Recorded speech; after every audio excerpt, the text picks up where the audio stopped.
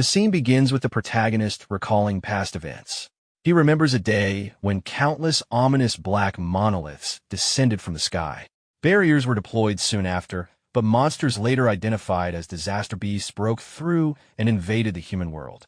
Among them was the demon of ruin, Linga, whose arrival led to widespread destruction and loss of life. During that period, large numbers of demonic creatures attacked armed forces across the city. Buildings were torn apart, streets were overrun, and residents were killed as the monsters advanced. Civilians fled in panic, attempting to escape the chaos unfolding around them. Amid the crowd, a man was seized by a beast and killed while trying to protect his family. His wife, holding their child, ran desperately through the streets, weaving through falling debris and incoming attacks. The child witnessed his father's death and cried out as the woman continued running, doing everything she could to survive. A larger beast noticed them escaping and signaled one of its flying companions. The creature swooped down and struck, causing the child to slip from the woman's grasp. Injured and desperate, she urged her child to flee on his own. The child cried out as she was left behind, and the memory faded. The scene returns to the present, where the protagonist stands silently in the school assembly ground. He appears distracted, still lost in the memory. When he regains awareness, it becomes clear that tears are falling from his eyes, though he tries to brush it off as nothing unusual. A friend approaches and casually comments on how the sudden school assembly disrupted their usual routine. The protagonist quickly shifts attention away from himself and instead points out the strange appearance of the man standing on stage. The commander of the northern continent addresses the students, explaining that after the appearance of the disaster beasts, certain humans awakened powers capable of opposing them. These individuals came to be known as awakeners. 10 years earlier, awakeners from around the world had united during a massive invasion near the north bank of the Azure River, successfully repelling the monsters in what became known as the River Crossing War. Although attacks decreased afterward, monolith activity had recently surged, signaling another large-scale invasion in the near future. The protagonist's friend quietly identifies the commander and notes his importance. The protagonist reflects internally, realizing he recognizes the name, but finds the man's appearance very different from what he had imagined. His friend explains that despite appearances, the commander was the first awakener and the one responsible for humanity's understanding of monoliths and disaster beasts.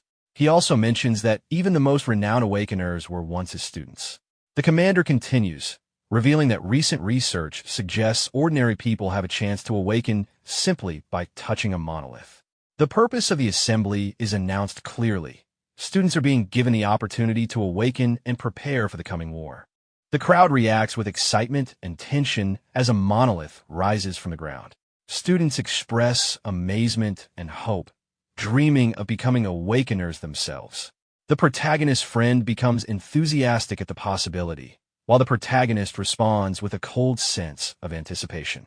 As the students begin moving forward, the protagonist advances without hesitation, leaving his friends behind despite their attempts to stop him. A familiar girl tries to keep him in line, but his focus remains fixed ahead. His eyes begin to glow faintly as long-suppressed emotions surface. The scene shifts indoors, where a monolith has been placed for testing. One by one, students approach under the supervision of a guard. Many touch the monolith, but none show signs of awakening. Tension builds as repeated failures continue, and anxiety spreads among the watching students. Some begin doubting their chances, questioning whether physical ability or talent matters at all. Concerns arise about the school's future if no awakeners emerge. The guard continues calling students forward without pause. Eventually, Hikaru Oishi steps up. Murmurs ripple through the crowd as students react nervously to his presence. When he touches the monolith, it finally responds, drawing shocked attention from everyone present. As the reaction intensifies, Hikaru internally believes this moment will bring him recognition from the commander and his companion. Moments later, his awakening is confirmed, revealing unusually high base potential for a first-time awakener. The commander's companion quietly acknowledges the result, noting that despite being newly awakened, Hikaru's total abilities far exceed the expected baseline, marking him as a rare case among the students. Hikaru confidently steps forward, believing himself to be the first awakened of the day. As he continues lingering near the monolith, someone suddenly grips his shoulder and pulls him away from it. Irritated and aggressive, Hikaru reacts instantly, his temper flaring as the surrounding students recognize the interruption. The crowd quickly realizes that Itsuki has stepped out of line, and many assume the situation will end badly for him. Among the observers, the blue-haired woman senses an unusually intense, emotional pressure radiating from Itsuki. Ignoring the attention around him, Itsuki places his hand on the monolith. In that moment, his thoughts focus entirely on the disaster beasts and the hatred he has carried ever since encountering them. The commander notices that the boy's resolve feels fundamentally different from that of the others. Almost immediately, a massive blue entity manifests behind Itsuki. Energy begins pouring violently from the monolith, engulfing him completely. The surge does not stop there, expanding outward and flooding the entire arena. The students are left stunned as the energy blooms like a massive flower, stretching hundreds of feet in every direction. While shock spreads through the crowd, Itsuki's friends react without hesitation, cheering and celebrating his awakening. It becomes clear that such a phenomenon only occurs when someone awakens the rarest class, known as the Order Breaker. Faced with this overwhelming display, Hikaru's expression darkens, his earlier confidence fading into frustration. Inside his mind, Itsuki finds himself in a calm, isolated space. He wonders whether he has truly awakened. There, he sees himself seated at the center of a glowing blue lotus formed entirely from energy. Information manifests before him, revealing his class and his Z-rank skill named Overmiss. However, when he observes his attributes, every value initially registers at 0. Soon after, his gift, Nirvana, activates, causing all of his stats to surge dramatically to 800. Realizing the meaning of this power, Itsuki feels confident that he can finally eradicate the beast that destroyed his past. Back in the real world, the intense light forces everyone present to shield their eyes. As the brightness gradually fades, Itsuki's silhouette becomes visible once more before the monolith. Hikaru stares in disbelief at what he has just witnessed, while the blue-haired woman struggles to comprehend how a newly awakened student could possess such absurd strength. The commander openly acknowledges that this awakening surpasses all previous records, declaring Itsuki the strongest awakened in history. His visible attributes stabilize at 200 each, igniting an uproar of excitement throughout the crowd. While most celebrate, Hikaru's fury deepens. Convinced that his moment has been stolen, he rises into the air, surrounded by crackling lightning.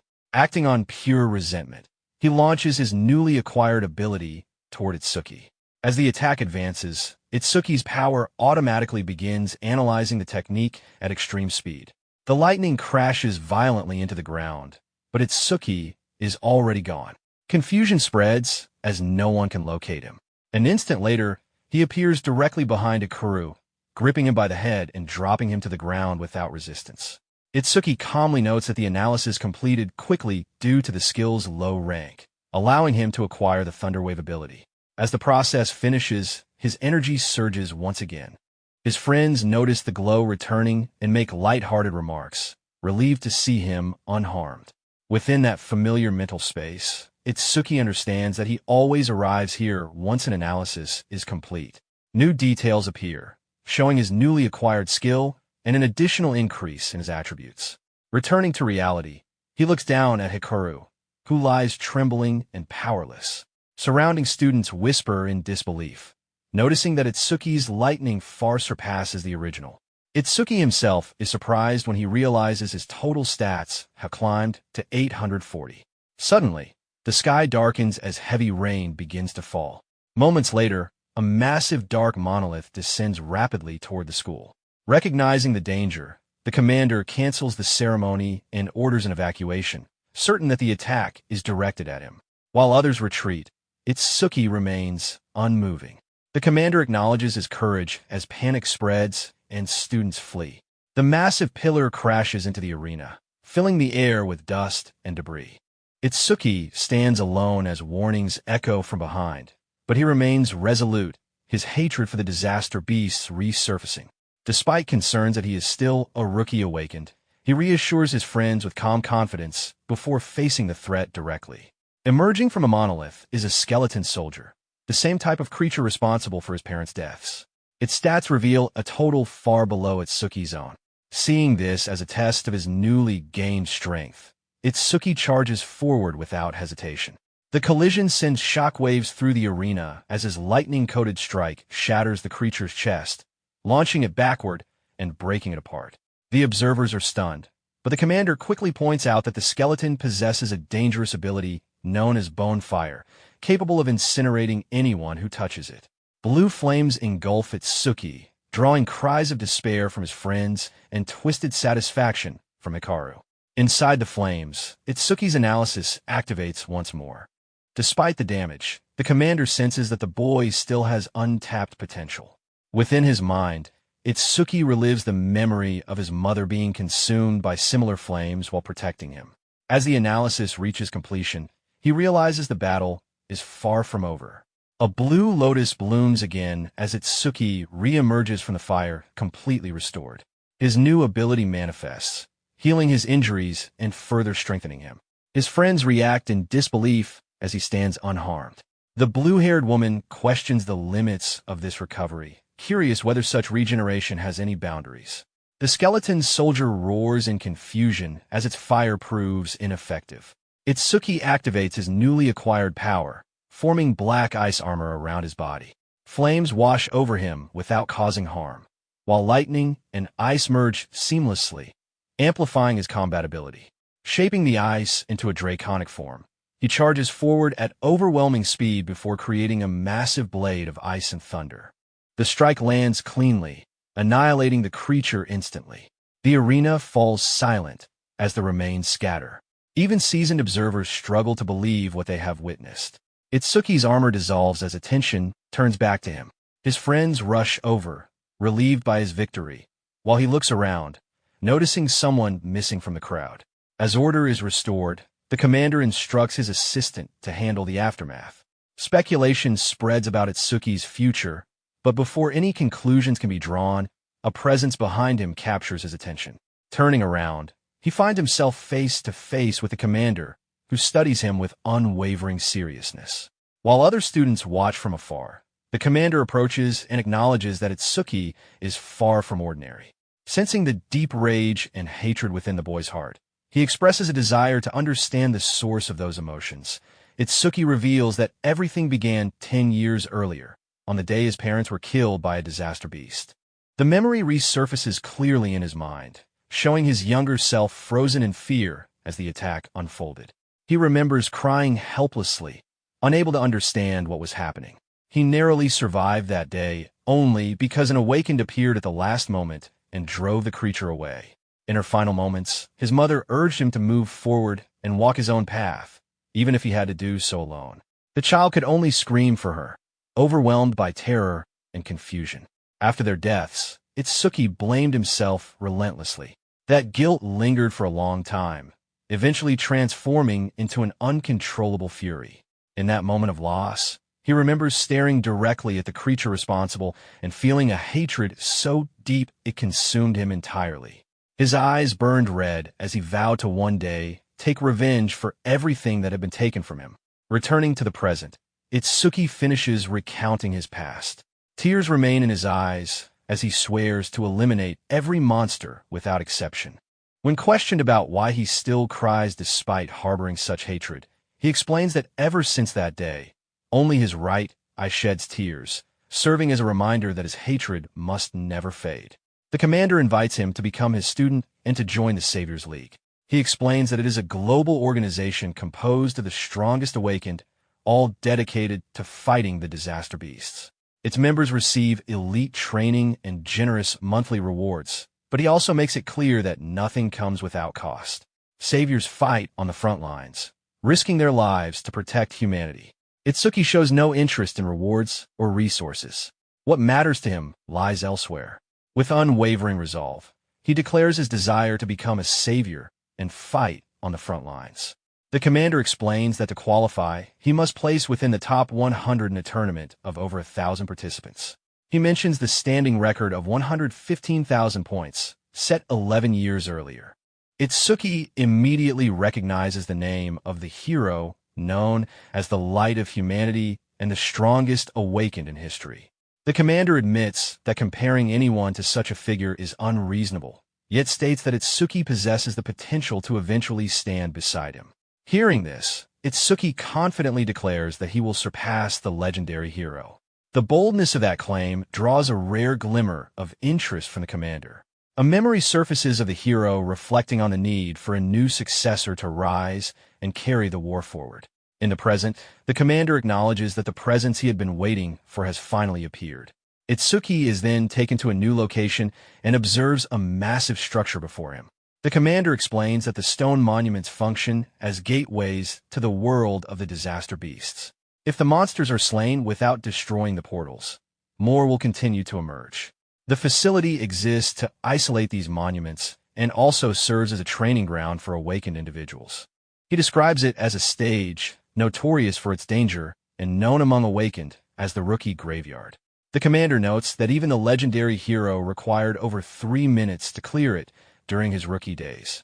Reminding Itsuki of his declaration to surpass that hero, he challenges him to complete the stage in under 3 minutes.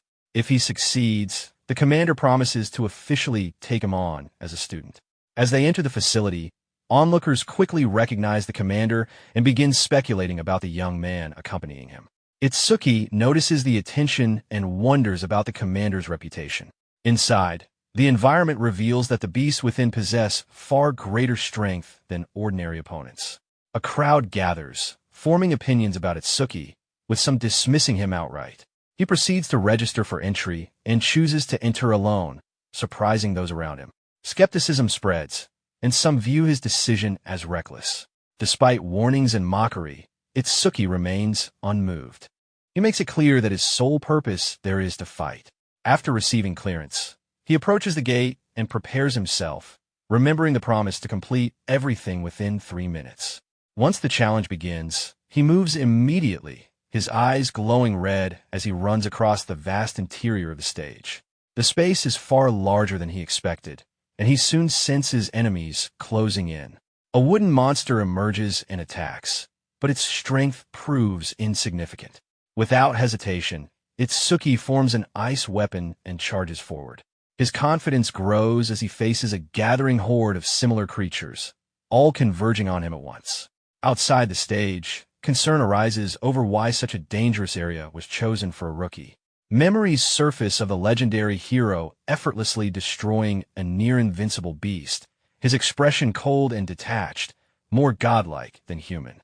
The commander explains that while the hero represents salvation, Itsuki embodies the opposite of being driven by hatred.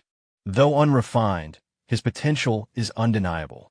Inside the stage, Itsuki realizes that enemies of this level cannot even trigger his deeper abilities. His hatred intensifies, reflected clearly in his red eyes. He charges forward, cutting through every monster in his path without slowing down. As bodies fall, he briefly wonders whether the challenge is truly this simple. That thought fades quickly when he senses something unusual. A previously defeated creature begins regenerating rapidly, revealing that the real test has only just begun. The creature regenerates completely, its form restoring itself while its overall strength increases. To protect himself, Itsuki activates his black ice wall and shapes the ice along his arm into a blade. Through repeated observation, he understands that ordinary damage will not stop the regeneration and that only overwhelming force can delay it. As he continues fighting, his analysis steadily progresses. He attacks without pause, striking again and again with ice blades. As the analysis advances further, he gathers his power and brings down a massive ice sword in a single downward strike. The attack cleanly splits the wooden creature into 2 equal halves. Refusing to allow recovery, Itsuki uses his ice-covered arms to force the separated sections apart. Under constant pressure, the creature finally breaks into multiple fragments. However, prolonged use of black ice places a heavy burden on his mana. Before he can recover, the shattered remains begin to draw together again. The creature reforms in front of him and immediately launches another attack. Itsuki realizes that the regeneration is tied directly to the continued analysis, which increases with each cycle of destruction and recovery. To conserve energy, he shifts to lightning-based attacks, maintaining distance while continuing to push the analysis forward. Time becomes a pressing concern as the limit approaches quickly. With little margin left, he begins combining ice and thunder, forcing repeated regeneration to accelerate the copying process. The risk is high, especially if the copied ability requires mana to activate. While evading incoming attacks, the analysis continues to climb. Despite growing exhaustion, Itsuki commits fully, accepting the danger. Mid-attack, the analysis increases further as he surges forward, his body surrounded by lightning. He lands a decisive blow directly to the creature's head, expending nearly all of his remaining energy. The strain leaves him barely able to stand. Taking advantage of his weakened state, the creature counterattacks, impaling him with multiple wooden spikes. At that moment, Itsuki realizes that his mana reserves have been completely depleted. Even so, he remains composed, aware that the copied ability does not consume mana. As the analysis reaches completion, a blue lotus manifests around him. A new ability awakens, restoring his body, healing his injuries, and enhancing his physical attributes. With renewed strength, he focuses on the creature and activates the newly acquired power. Bringing his hands together, he releases the ability directly forward. A massive lotus-shaped explosion erupts, striking the wooden monster head-on.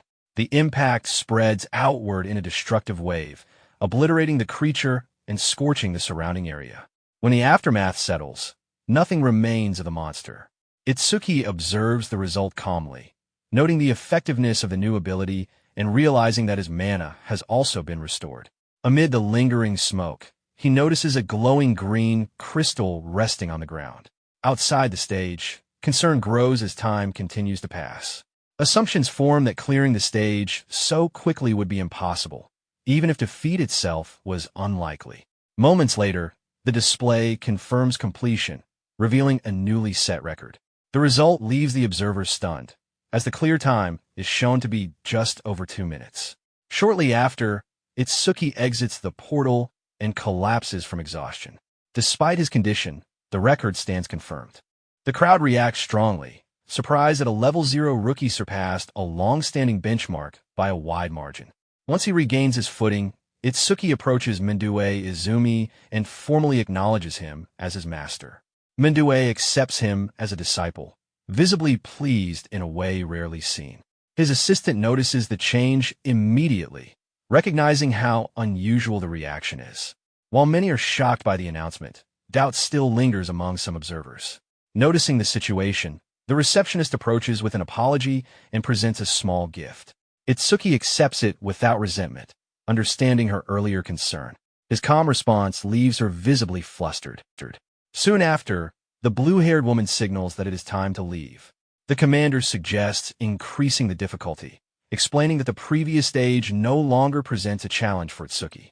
As they walk, Mendue clarifies that a creature's level alone does not define its threat. Instead, the deciding factor is species. Some beasts act purely on instinct, while others possess intelligence equal to or exceeding that of humans, making them far more dangerous. The blue-haired woman adds that although awakened beasts are similar in nature, only humans possess structure classes. Based on this, she explains that Itsuki's next destination will be the advanced stages of District 4. As they move on, Itsuki briefly reflects on the creatures he defeated. The assistant senses a subtle change in his presence and grows uneasy, unsure of his thoughts. Nearby, whispers spread that the stages in District 4 are controlled by someone named Kanashida. The discussion quickly dies down as fear of repercussions sets in. Elsewhere, Kanashida is shown asserting his authority, behaving arrogantly, and disregarding rules that apply to others. He treats the area as his own and shows no intention of yielding to anyone. Later, Itsuki opens the gift he received and finds a glowing white stone inside. While seated with the commander and the assistant, he examines it carefully, recognizing its nature. Mendue confirms that it is a karma stone. Itsuki recalls the larger green crystal left behind by the defeated creature and notes the difference in color. The assistant is shocked to learn that an intermediate karma stone formed in a beginner-level stage. The blue-haired woman explains that karma stones store experience energy released when beasts are defeated, normally absorbed directly to increase level. The formation of such a stone in that environment is highly unusual. Manhwa theorizes that Itsuki's unique condition prevented normal absorption. The energy from the earlier battle was instead distributed among those present. Later, when Itsuki fought alone, the excess energy condensed into the stone rather than being absorbed. When the assistant questions how Itsuki's strength increases without leveling, Manhwa immediately stops the discussion, stating that an awakens gift is confidential. He instructs Itsuki to use the stone as he sees fit and informs him that he will be leaving for a conference. Before departing, he lays down clear rules, including secrecy and clearing multiple stages. Itsuki accepts the instructions confidently. In District 4, two awaken argue with security guards over access to a reserved stage. Tensions rise as they protest the misuse of authority. Before the situation can escalate further, a presence emerges behind them. One of the awakened attempts to retaliate, but is struck down instantly. The second is overwhelmed just as quickly. The attacker reveals himself as Teru Oga, a level 12 enforcer loyal to Riken Ashida. His metallic form and overwhelming power leave no room for resistance. He issues a clear warning that no one may enter without permission and demonstrates the consequences without hesitation. Despite attempts by others to de-escalate the situation, Teru shows no restraint and leaves the two awakened incapacitated.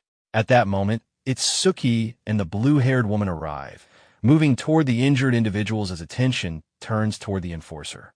The surrounding crowd quickly reacts to Itsuki's appearance, noting that he is only level 0 and assuming his decision to intervene will end badly. Some also recognize the woman beside him as someone familiar. Teru Oga blocks the path forward, making it clear that entry without permission will not be allowed. Itsuki understands that defeating him is the only way forward. The blue-haired woman considers contacting the administrator, but Itsuki stops her, recalling his master's words about standing firm for what he believes in. He asks the assistant to look after the injured awakened while he handles the situation himself. Although mocked for his level, Teru senses an unusual pressure coming from the young man. Despite the massive gap in level, Itsuki's total attributes far exceed expectations, causing even the experienced enforcer to tense up. Before Teru can react, Itsuki closes the distance at extreme speed and lands a direct punch to Teru's metallic face. The sudden impact shocks the onlookers, many of whom cannot even track Itsuki's movement. Cracks form along Teru's metal surface, forcing him to acknowledge the speed behind the attack.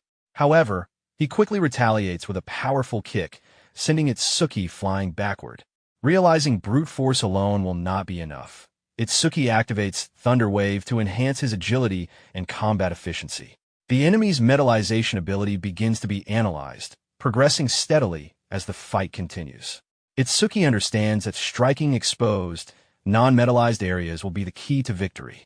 Planting his feet firmly, he commits fully. Teru prepares to counter, confident in his superiority, but Itsuki increases his speed further and attacks before full metallization can occur. A relentless barrage follows, and the analysis accelerates rapidly as each hit lands in succession. The speed and variety of Itsuki's abilities leave the crowd stunned, many questioning how a level 0 awakened can wield powers associated with other classes. As the pressure mounts, Teru realizes that continuing at this pace will lead to defeat. Forced into desperation, he unleashes a massive surge of energy and fully metallizes his body. The transformation drastically increases his defensive power, pushing it beyond 500 points. Despite his confidence, the process consumes a significant amount of mana, a detail Itsuki immediately recognizes. Rather than attempting to exhaust his opponent, Itsuki decides to finish the fight decisively. The analysis reaches completion, and once again a blue lotus manifests around him. Those watching struggle to understand the nature of the ability, unaware that a new power has been acquired. The piercing sphere forms in front of Itsuki, slow-moving but dense with energy. Many dismiss the attack due to its lack of speed, including Teru himself. However, when the sphere makes contact, it pierces straight through his metallic defense, ignoring its durability entirely.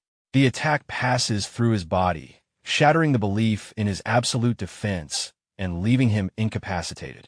Itsuki deliberately spares a vital strike, recognizing his opponent as human. He then turns his attention to the remaining enforcers, instructing them to take the injured to medical care before ordering everyone to leave. Shaken by the outcome, the men retreat quickly with their fallen leader. The crowd reacts with disbelief as the victory settles in. Those Itsuki saved approach him, proposing that they form a team to clear the stage together, explaining that their group includes a healer who could sustain repeated use of his new ability. Itsuki recognizes the strategic value, but refuses without hesitation, choosing to proceed alone. The decision stuns the onlookers, as entering an advanced stage solo carries significant risk. The blue-haired woman warns him, and the assistant expresses concern over the durability of the upcoming enemies and his remaining mana. Despite this, Itsuki reassures her. After giving final advice about enemy behavior and mana consumption, she turns her attention back to the wounded. Itsuki approaches the gate and enters the advanced stage alone. Inside, he finds a barren, rocky battlefield filled with stone creatures watching from afar. Their nature becomes immediately apparent as beings that convert magic directly into defensive strength. Itsuki activates the piercing sphere to test whether these monsters trigger its passive condition. When the sphere strikes, it cleanly pierces a stone creature, destroying it instantly. With the kill, the sphere's speed increases significantly, confirming his theory. More stone creatures emerge, noticeably more aggressive than the first. Recognizing that slow, heavily armored enemies are ideal targets, Itsuki continues fighting, carefully monitoring his mana usage. Each attack consumes a fixed amount of energy, leaving him with only a few opportunities remaining. To conserve power, he devises a plan to eliminate multiple enemies at once. Launching the sphere into the ground, he creates a cloud of debris to obscure vision. Using the moment, he leaps above the battlefield and attacks from an elevated angle. The sphere pierces through multiple targets, further increasing its speed before Itsuki finally collapses from exhaustion. Although completely drained, he notes that the ability has grown significantly stronger, capable of striking faster targets than before. The ground then begins to shake violently. A massive presence emerges as the stage boss reveals itself. The stone giant activates gigantification, swelling to an enormous size and radiating overwhelming power. Itsuki immediately enhances his agility with Thunder Wave and considers whether the piercing sphere can penetrate such a formidable opponent. Aiming for the head is his best chance. He jumps high to line up an attack, but the creature strikes first. Unable to evade midair, Itsuki raises his black ice wall in defense. The blow shatters the ice instantly and sends him crashing into the arena wall, making it clear that this opponent far exceeds anything he has faced so far. Even so, Itsuki remains composed. As a giant's ability is detected, his copying process activates once again, giving him a potential path forward. Far away, news of Teru Oga's defeat reaches Riken Ashida. Irritated by the report, he learns that the one responsible was not a high-level awakened, but a rookie. The revelation infuriates him. Wasting no time, he prepares to move personally, determined to deal with whoever dared to defy the authority of the Kanashida family. Back inside the stage, the analysis reaches completion and Itsuki emerges within the Blue Lotus. The copied ability is secured while the giant stone creature remains locked onto him. The piercing sphere evolves to its second level, gaining increased speed and adjustable size. Itsuki quickly understands that the passive effects have doubled and that mana can now be used to alter the sphere's scale. Despite his excitement, his overall attributes temporarily drop as the transformation settles. Positioning himself above the golem, he expends all remaining mana to form the largest piercing sphere he can sustain. The massive purple-black construct descends with overwhelming force, piercing straight through the stone giant from top to bottom and annihilating it completely. Lying on the ground afterward, drained of mana, Itsuki reflects that he may have overcommit. The golem is confirmed defeated, and the piercing sphere gains a massive increase in speed. Holding a green karma stone, he calculates the potential growth of the ability and realizes that repeated use could rapidly push its speed into extreme territory. He then recognizes that he had underestimated the importance of passive effects, particularly the way Lotus Burst enhances the range of all his abilities with each kill. Outside the stage, the recorded clear time shocks the observers. Even coordinated teams struggle to achieve similar results. Yet Itsuki surpasses previous benchmarks alone. When he exits, observers are confused by the lack of injuries and his unchanged level. The blue-haired assistant notes his condition with visible disbelief, acknowledging that he cleared the challenge effortlessly. As attention shifts to her Jade Butterfly familiar, she introduces herself as a Shikigami user and explains the nature of her class. She outlines the primary awakened categories, starting with elementalists, then Shikigami users, and finally revealing that Itsuki belongs to the rarest category, the Orderers. She explains that Orderers possess unique, exclusive abilities that do not follow standard ranking conventions, which is why information about them is scarce. Itsuki notes that her familiar surpasses her in strength, prompting her to explain that Shikigami absorb experience independently.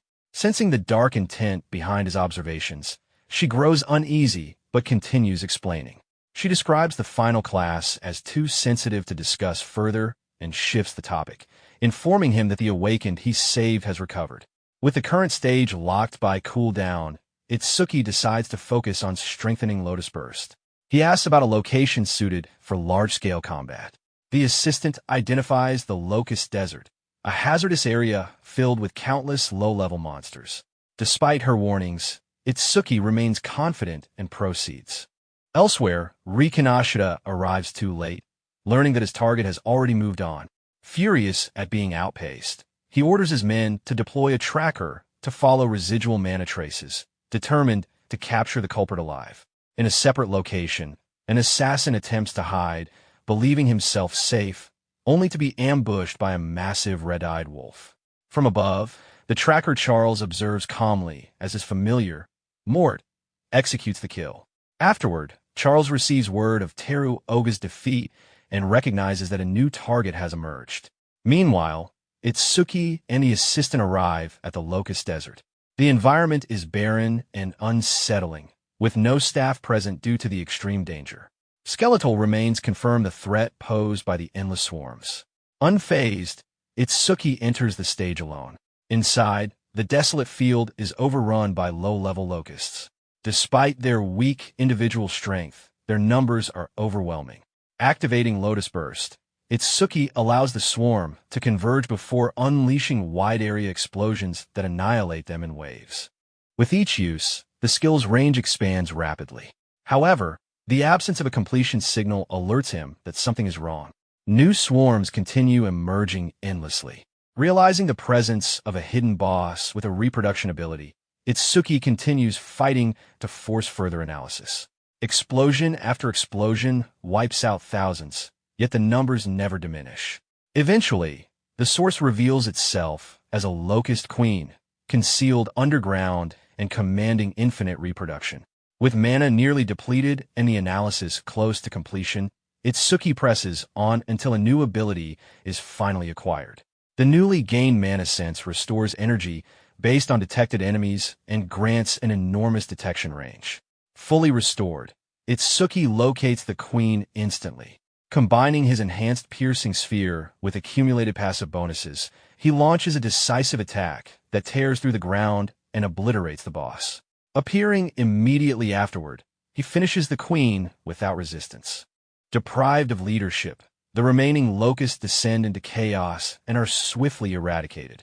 After collecting his rewards and setting a new record, Itsuki exits the stage. Expecting to find the assistant waiting, he instead discovers her unconscious, restrained by Charles. Before any exchange can escalate further, Itsuki launches himself forward at extreme speed, lightning enveloping his body. Charles barely has time to react before Mort intercepts the attack, blocking the blow with its massive form and shielding its master from impact. The detection ability identifies the creature as a B-rank Shikigami, and the analysis begins to advance steadily. From this, the protagonist realizes that the giant wolf is not a natural beast and that the man wearing the hat is its user. Charles observes the protagonist's movements and speed and understands why Oga was defeated without even needing to activate his armor. He restrains the wolf mort by treating it as leverage and positions the blue-haired assistant as a shield. Itsuki continues holding the wolf back while the analysis progresses. The creature opens its massive jaws and lunges forward, attempting to crush the protagonist's arm with full force. Despite the pressure, the attack is stopped by the ice arm, and the protagonist immediately forms a piercing sphere. The sphere detonates inside the wolf's mouth, sending the massive body flying backward from the impact. With the Shikigami temporarily neutralized, the protagonist recognizes that a user without their summoned beast is largely defenseless. The analysis reaches 77%. Charles is unsettled by the speed of the process and questions whether the young man is truly only a rookie. He explains that Mort possesses a responsibility that significantly shortens its revival time. The wolf regenerates and charges again. The protagonist activates Mana Sense, releasing a wave of energy that spreads across the battlefield. He evades the renewed assault and continues maintaining the skill, judging the decision to be correct. The analysis nears completion, but Itsuki notes that summoning the Blue Lotus now might alert the enemy. Charles grows increasingly desperate as he realizes the gap in power, speed, and detection ability. He tightens his grip on the assistant and threatens her again. The protagonist wants to complete the analysis without invoking the Lotus, but the situation becomes increasingly unstable. The analysis finally completes, granting the Shikigami Eater ability. The new skill allows control over Shikigami and raises his stats by 20 points. However, the healing effect fails due to the incomplete copy process. The protagonist understands that skipping the Blue Lotus caused the loss of healing, but he no longer considers it important since his condition has already stabilized. Mort charges once more, and the protagonist realizes the new ability allows him to steal Shikigami from other users. He prepares to use it immediately. His eyes glow red as he places his hand on the wolf's head, and a blue light envelopes the creature as it begins to transform. Using the moment of distraction, he delivers a powerful kick to the man in the hat, sending him flying. Charles reacts with fury toward the wolf, angered that all the experience he invested amounted to nothing. He once again threatens the assistant. Despite her weakened state, she urges the protagonist to keep fighting and not worry about her. The protagonist raises his hands in surrender to buy time. Charles, convinced of his control, reveals his identity and explains that he was sent by Ri Kineseta to capture him. Upon hearing the name, the protagonist understands that confronting Ri directly will be unavoidable. Charles issues further threats, warning the protagonist not to use his ice abilities. However, when both the user and the protagonist give commands, the wolf mort turns on its former master. A lotus symbol appears on its forehead as it bites down on Charles instead. Taking advantage of the opening, the protagonist uses his speed to rescue the assistant and holds her safely. Charles screams in confusion and pain as his own familiar attacks him. The protagonist approaches the wolf calmly, acknowledging it as his own. He resolved to make Charles pay for the suffering he caused. In panic, Charles attempts to bargain for his life by offering information about Ray. The protagonist considers the proposal but remains composed. Charles misreads the situation and launches a counterattack, creating and firing a massive ice spike. The attack is dismissed without hesitation. The wolf is ordered to make Charles experience the same pain he inflicted. Terrified, Charles begs for mercy, but the wolf shows none and devours him without restraint. As the aftermath settles, the protagonist senses another presence that has been observing from afar. He challenges the watcher to reveal themselves. The scene widens to show the wheat field surrounding the stage structure. A hooded figure emerges from the crops, admitting he has been discovered. The newcomer denies any connection to Charles and introduces himself as Abiria. He recognizes Itsuki as the one who defeated Teru Oga and requests assistance, offering creation stones and weapons in exchange. He reflects on his father's teachings about meaningful rewards and realizes what the protagonist truly needs. Noticing the assistant's condition, Abiria warns that moving slowly could cost her life. He reveals a healing scroll and explains that while it is not instant, it will save her. The protagonist pauses and confirms the claim. Abiria explains the nature of artifacts, their rarity, and their categories, ranging from common to unique. He also explains the role of artisans and reveals that his father is among the top 10, known as the Artisan King of the North. The protagonist shows little reaction to the story and instead retrieves the crossbow Charles dropped earlier. Iberia explains that it is a rare artifact capable of generating its own ammunition and demonstrates how soul-bound artifacts can be stored. After thanking him for the healing item, the protagonist states his intention to find Rai Kanashida. Iberia reacts with surprise and admits they share the same target. He proposes forming a team for the Savior's national tournament preliminaries, explaining the structure of the competition and Ri's attempts to monopolize stages to advance faster. Iberia explains his own motivation, describing his admiration for his father and his desire to fight disaster beasts as an awakened. His father agreed to give him an artifact only if he passed the preliminaries on his own merit. Because of this, he is determined to succeed without relying on his family name. The protagonist questions why Iberia did not seek stronger allies. Iberia explains that the strongest participants have already been recruited by Ri, and that discovering someone who broke a record led him here. The partnership is accepted with the condition that the assistant is taken to the hospital first. As they prepare to leave, the protagonist briefly thinks about his friends and whether they will also enter the preliminaries. Elsewhere, Riku trains intensely for the upcoming event while Sayu observes him. Seo expresses concern about the recent attack and the protagonist's safety. Their exchange escalates into light sparring before a muscular man interrupts them, reminding them that the preliminaries are about to begin. At the same time, Raji Kanisasha examines 3 creation stones inside a silver briefcase. Irritated by his henchman's delay, he assumes something has gone wrong. In frustration, he crushes one of the stones and absorbs the experience it provides. He shifts his focus back to the preliminaries, knowing failure will bring severe consequences from his father. With support from hundreds of awakened recruits, he prepares to move forward. He uses the final creation stone and successfully levels up through the accumulated experience. Lightning spreads across his body as his power stabilizes at the new level. Far away, the protagonist appears surrounded by a faint blue aura, his expression steady and prepared for what lies ahead.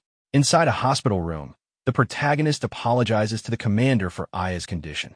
Minyu considers eliminating the rich kid immediately, but the protagonist stops him and makes it clear that he will handle the matter himself. After a brief pause, the commander agrees and asks to be informed of the details later. Iberia is shocked to discover that Minyu is the young man's master and immediately becomes overly excited. The protagonist states that he will be entering the preliminaries with Iberia and asks about Aya's condition. She is reported to be stable thanks to her jade butterfly and Iberia's rare artifact. Minyu recognizes the item and correctly identifies Iberia as the son of the famous artisan Aiden.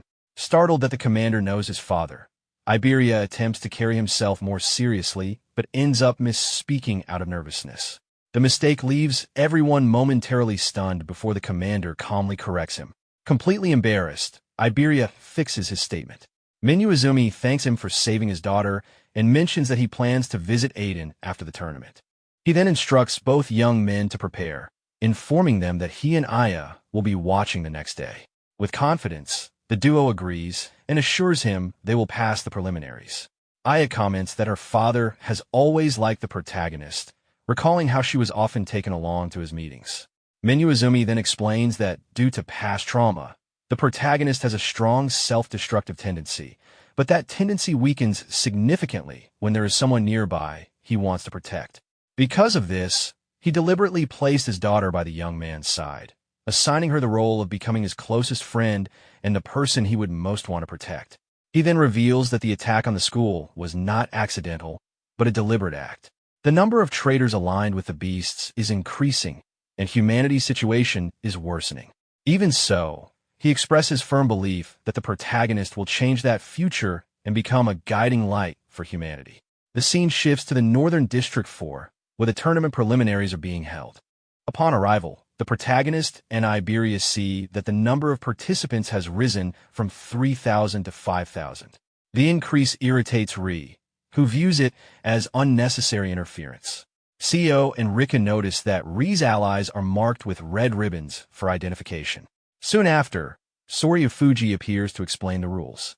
The arena is divided into 2 zones, with participants starting from different locations. The first phase is a race toward the inner area, where a rival order determines ranking. Only the top 500 will advance. Participants are limited to carrying 2 tools.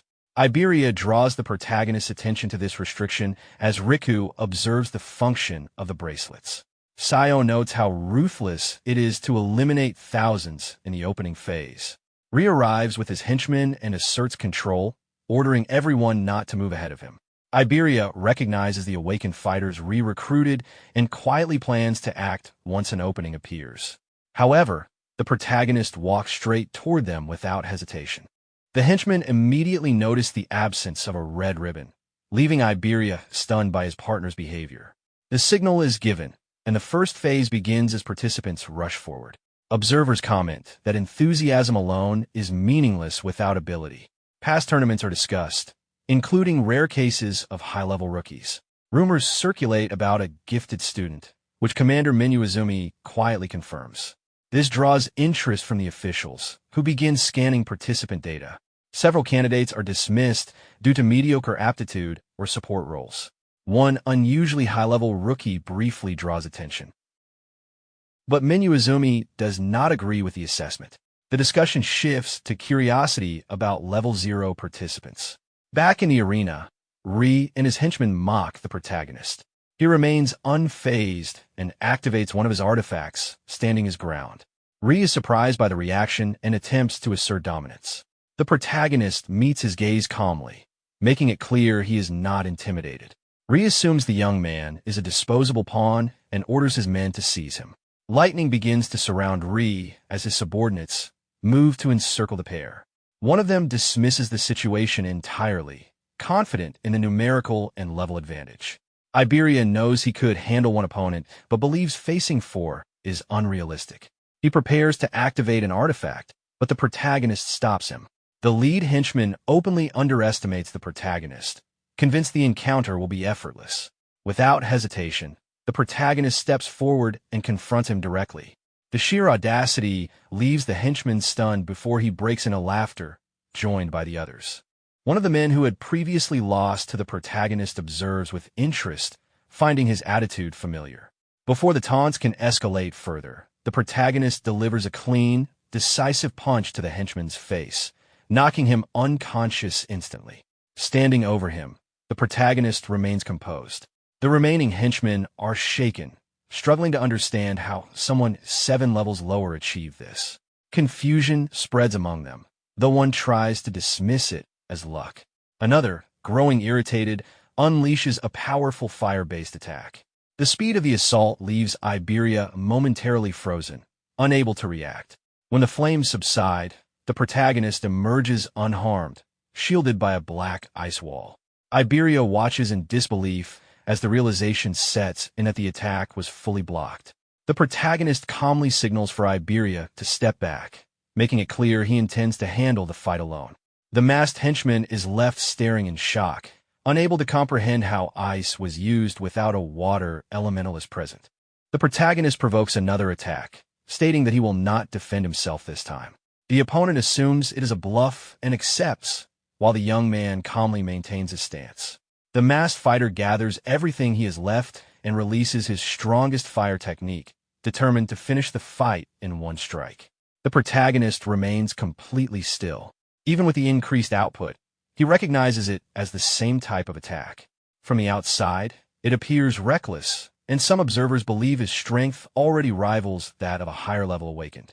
The masked henchman expends all of his remaining energy, convinced that using it on a level 0 opponent is a waste, but confident the fight is over. The result leaves him stunned. The outcome is nothing like what he expected. The protagonist confirms through experience that the passive effect of his ice-based defense does not stack when facing the same attack repeatedly. With that understanding complete, he turns his attention to the remaining enemies, deciding to end the confrontation. One of the brutes believes he has already identified the young man's weakness and responds by unleashing a fire barrier at full power. The protagonist questions whether they intend to win through numbers alone and reinforces his defense. A large explosion follows as flames collide with the barrier, filling the area with smoke. The brute assumes the young man's energy reserves are limited and plans to exhaust him. When the smoke clears, he is shocked to find the protagonist standing directly in front of him. The distance was closed instantly.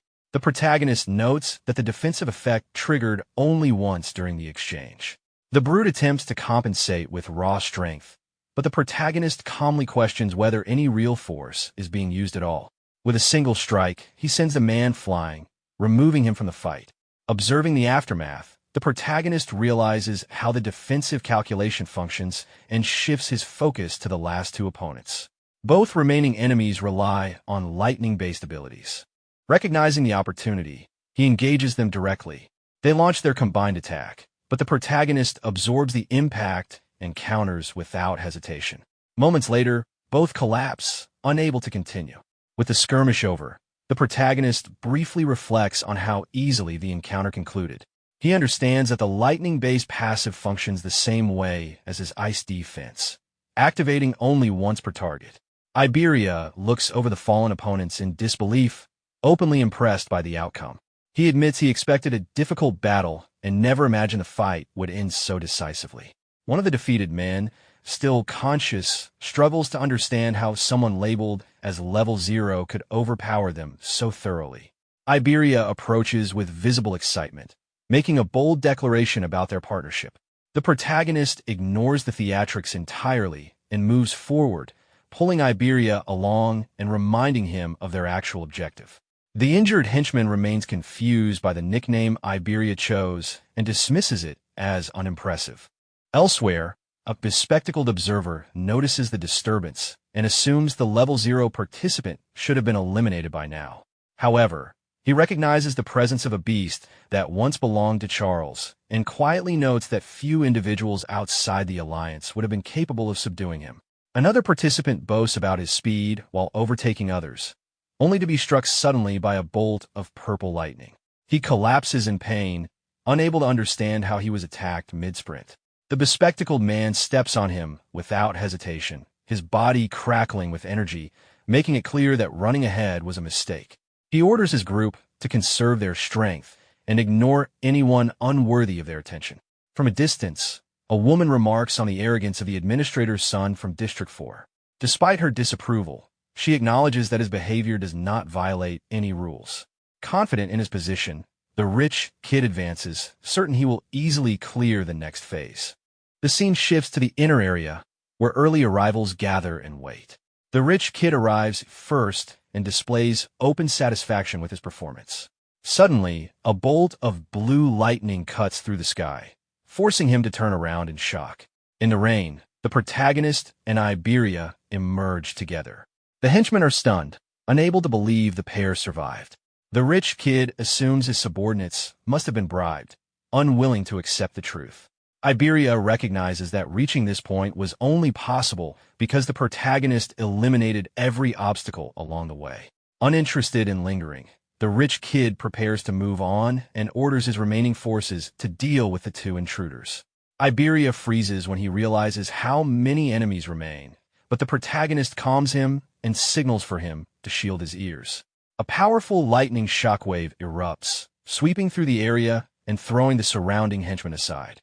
The rich kid watches without concern, unconcerned with their fate. The path is cleared instantly, leaving Iberia stunned by the sheer scale of the display. The protagonist turns his focus fully to the rich kid, making it clear the confrontation is not over. In the distance, other participants arrive and comment on the unusual resistance they encountered. Rankings begin to form, and several notable competitors draw attention. Iberia collapses after reaching the inner area, calling out urgently. Others recognize the protagonist surrounded by blue lightning, confirming his identity beyond doubt. Observers begin to question why he is so fixated on the rich kid.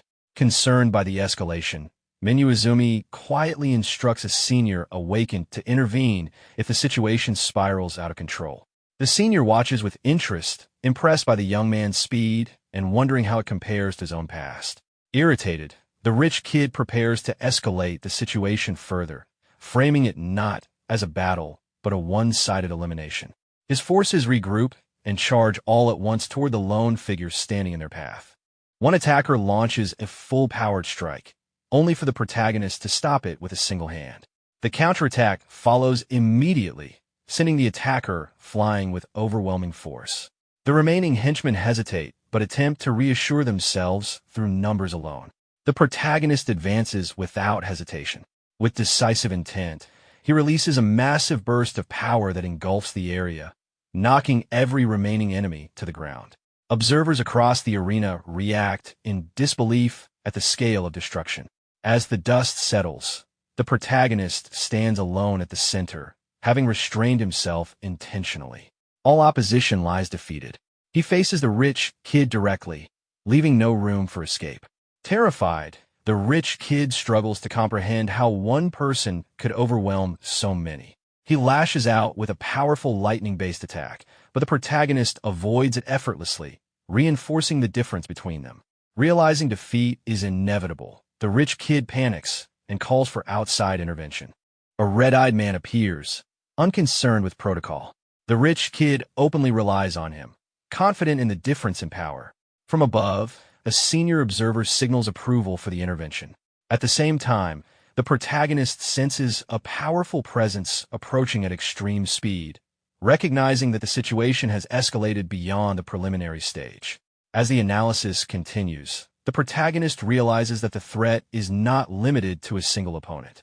A massive brute suddenly comes flying toward him, crashing into the ground with a heavy impact that sends dust rising into the air. Despite the force of the arrival, the young man remains completely unfazed. He calmly observes the situation, showing neither tension nor fear. Before the brute can act, Shu Heighten appears and subdues the attacker with a single decisive strike, purple lightning surrounding him as he intervenes. With the obstacle removed, the protagonist turns his attention back to the rich kid, fully aware that the situation has reached its conclusion.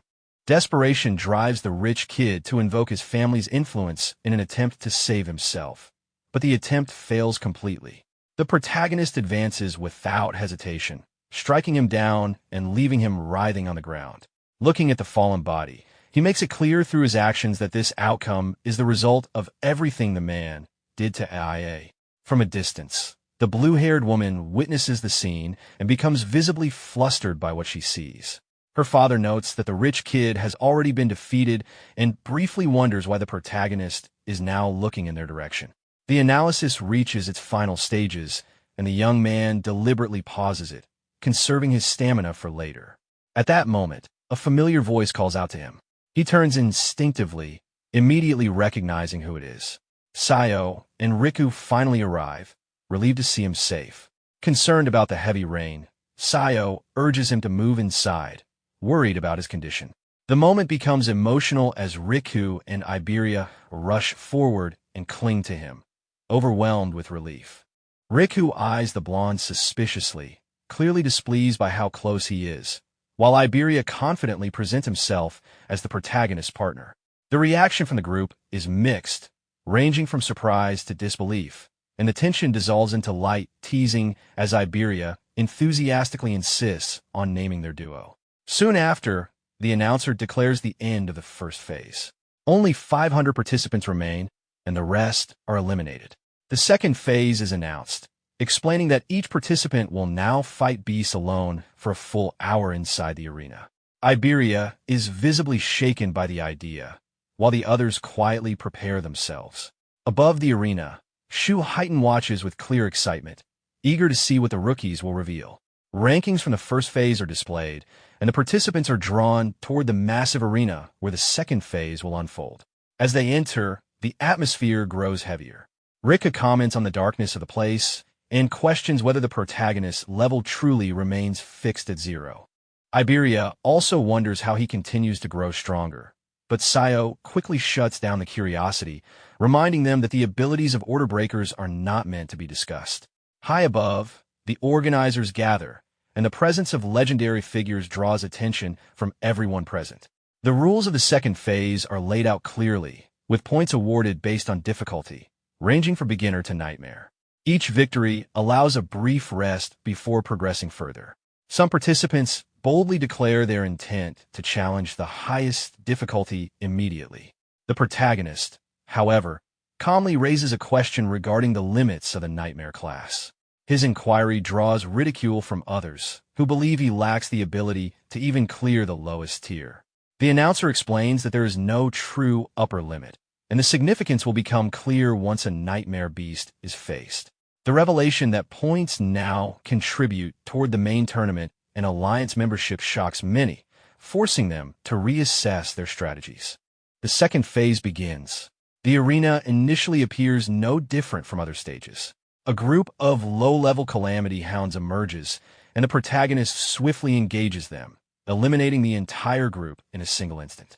Observers are stunned by the speed of the clear, as such fights usually take minutes. The next opponent, a much stronger salamander, appears.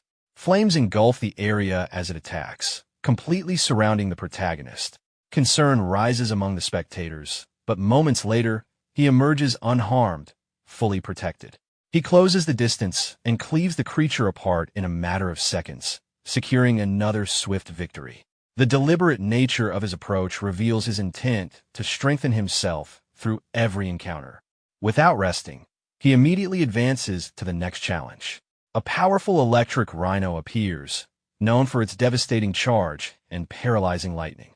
Rather than evading, the protagonist calmly approaches and allows the creature to strike him directly.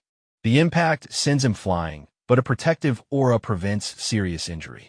From the control room, concern spikes, but Shu Heighten remains composed, noting that the young man's actions consistently defy expectations. The protagonist absorbs the attack, adapts instantly, and retaliates with overwhelming speed. He dismantles the creature with precision, ending the fight almost as quickly as it began. The next opponent is announced as the most feared beast of the preliminaries.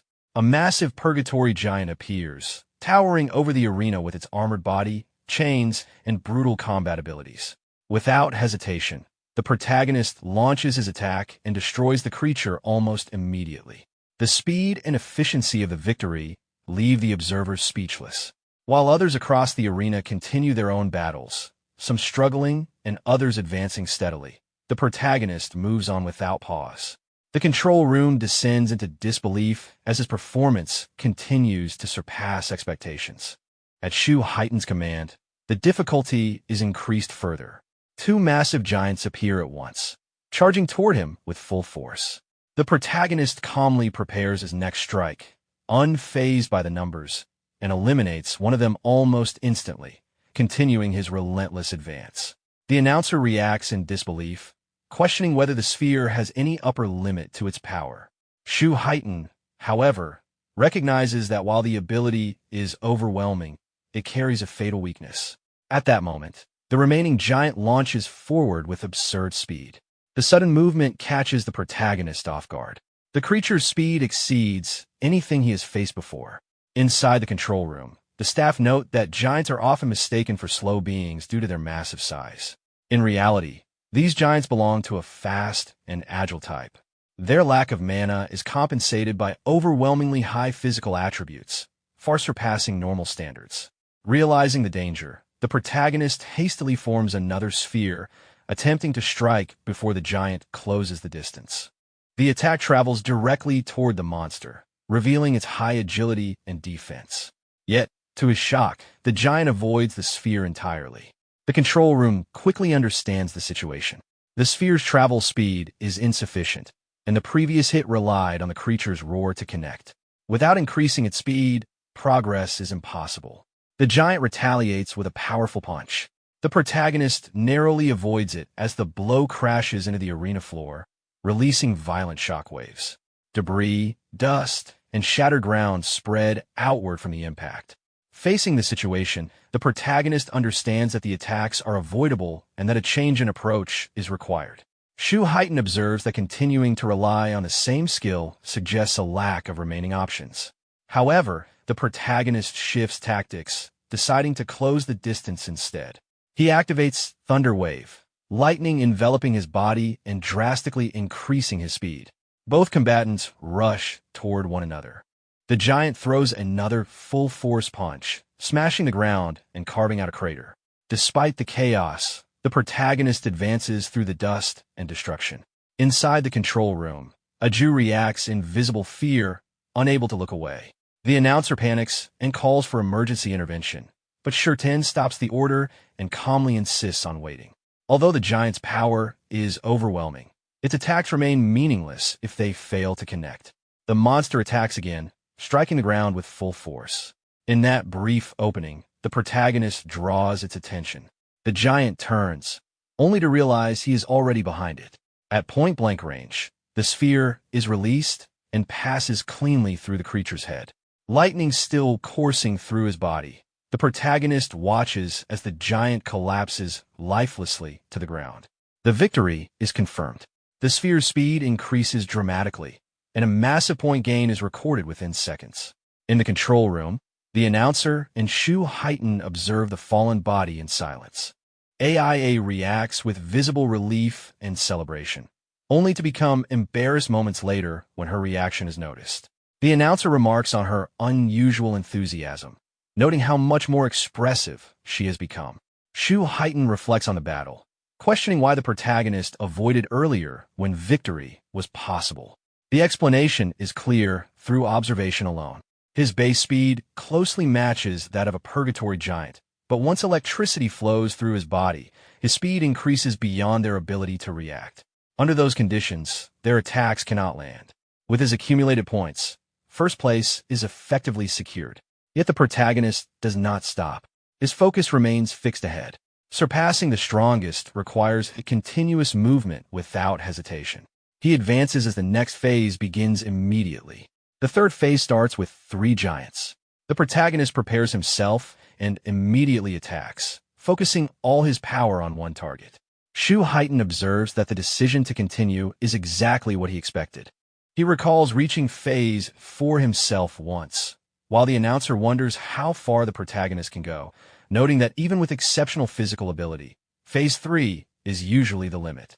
One of the remaining giants charges forward. The protagonist dodges its punch as it slams into the ground, sending dust and rocks flying.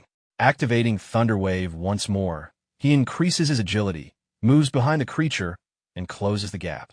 Moments later, the second giant falls, and the sphere's speed rises even further. Calmly turning, the protagonist faces the final giant of the phase. This one behaves differently. It opens its massive mouth, chains erupting outward as it attempts to devour him. Its glowing red eyes lock onto the protagonist, its enormous body and heavy armor marking it as a far greater threat. Without hesitation, the protagonist activates Lotus Burst at maximum output. A fire-based attack is launched directly into the creature's face. The explosion is decisive, and the level 15 monster is eliminated almost instantly. Within seconds, another massive point total is added, setting a new record. The control room is left stunned. The announcer recognizes the fire skill as the same one responsible for the devastation in the first phase. The attack drains the protagonist's mana completely, leaving nothing remaining.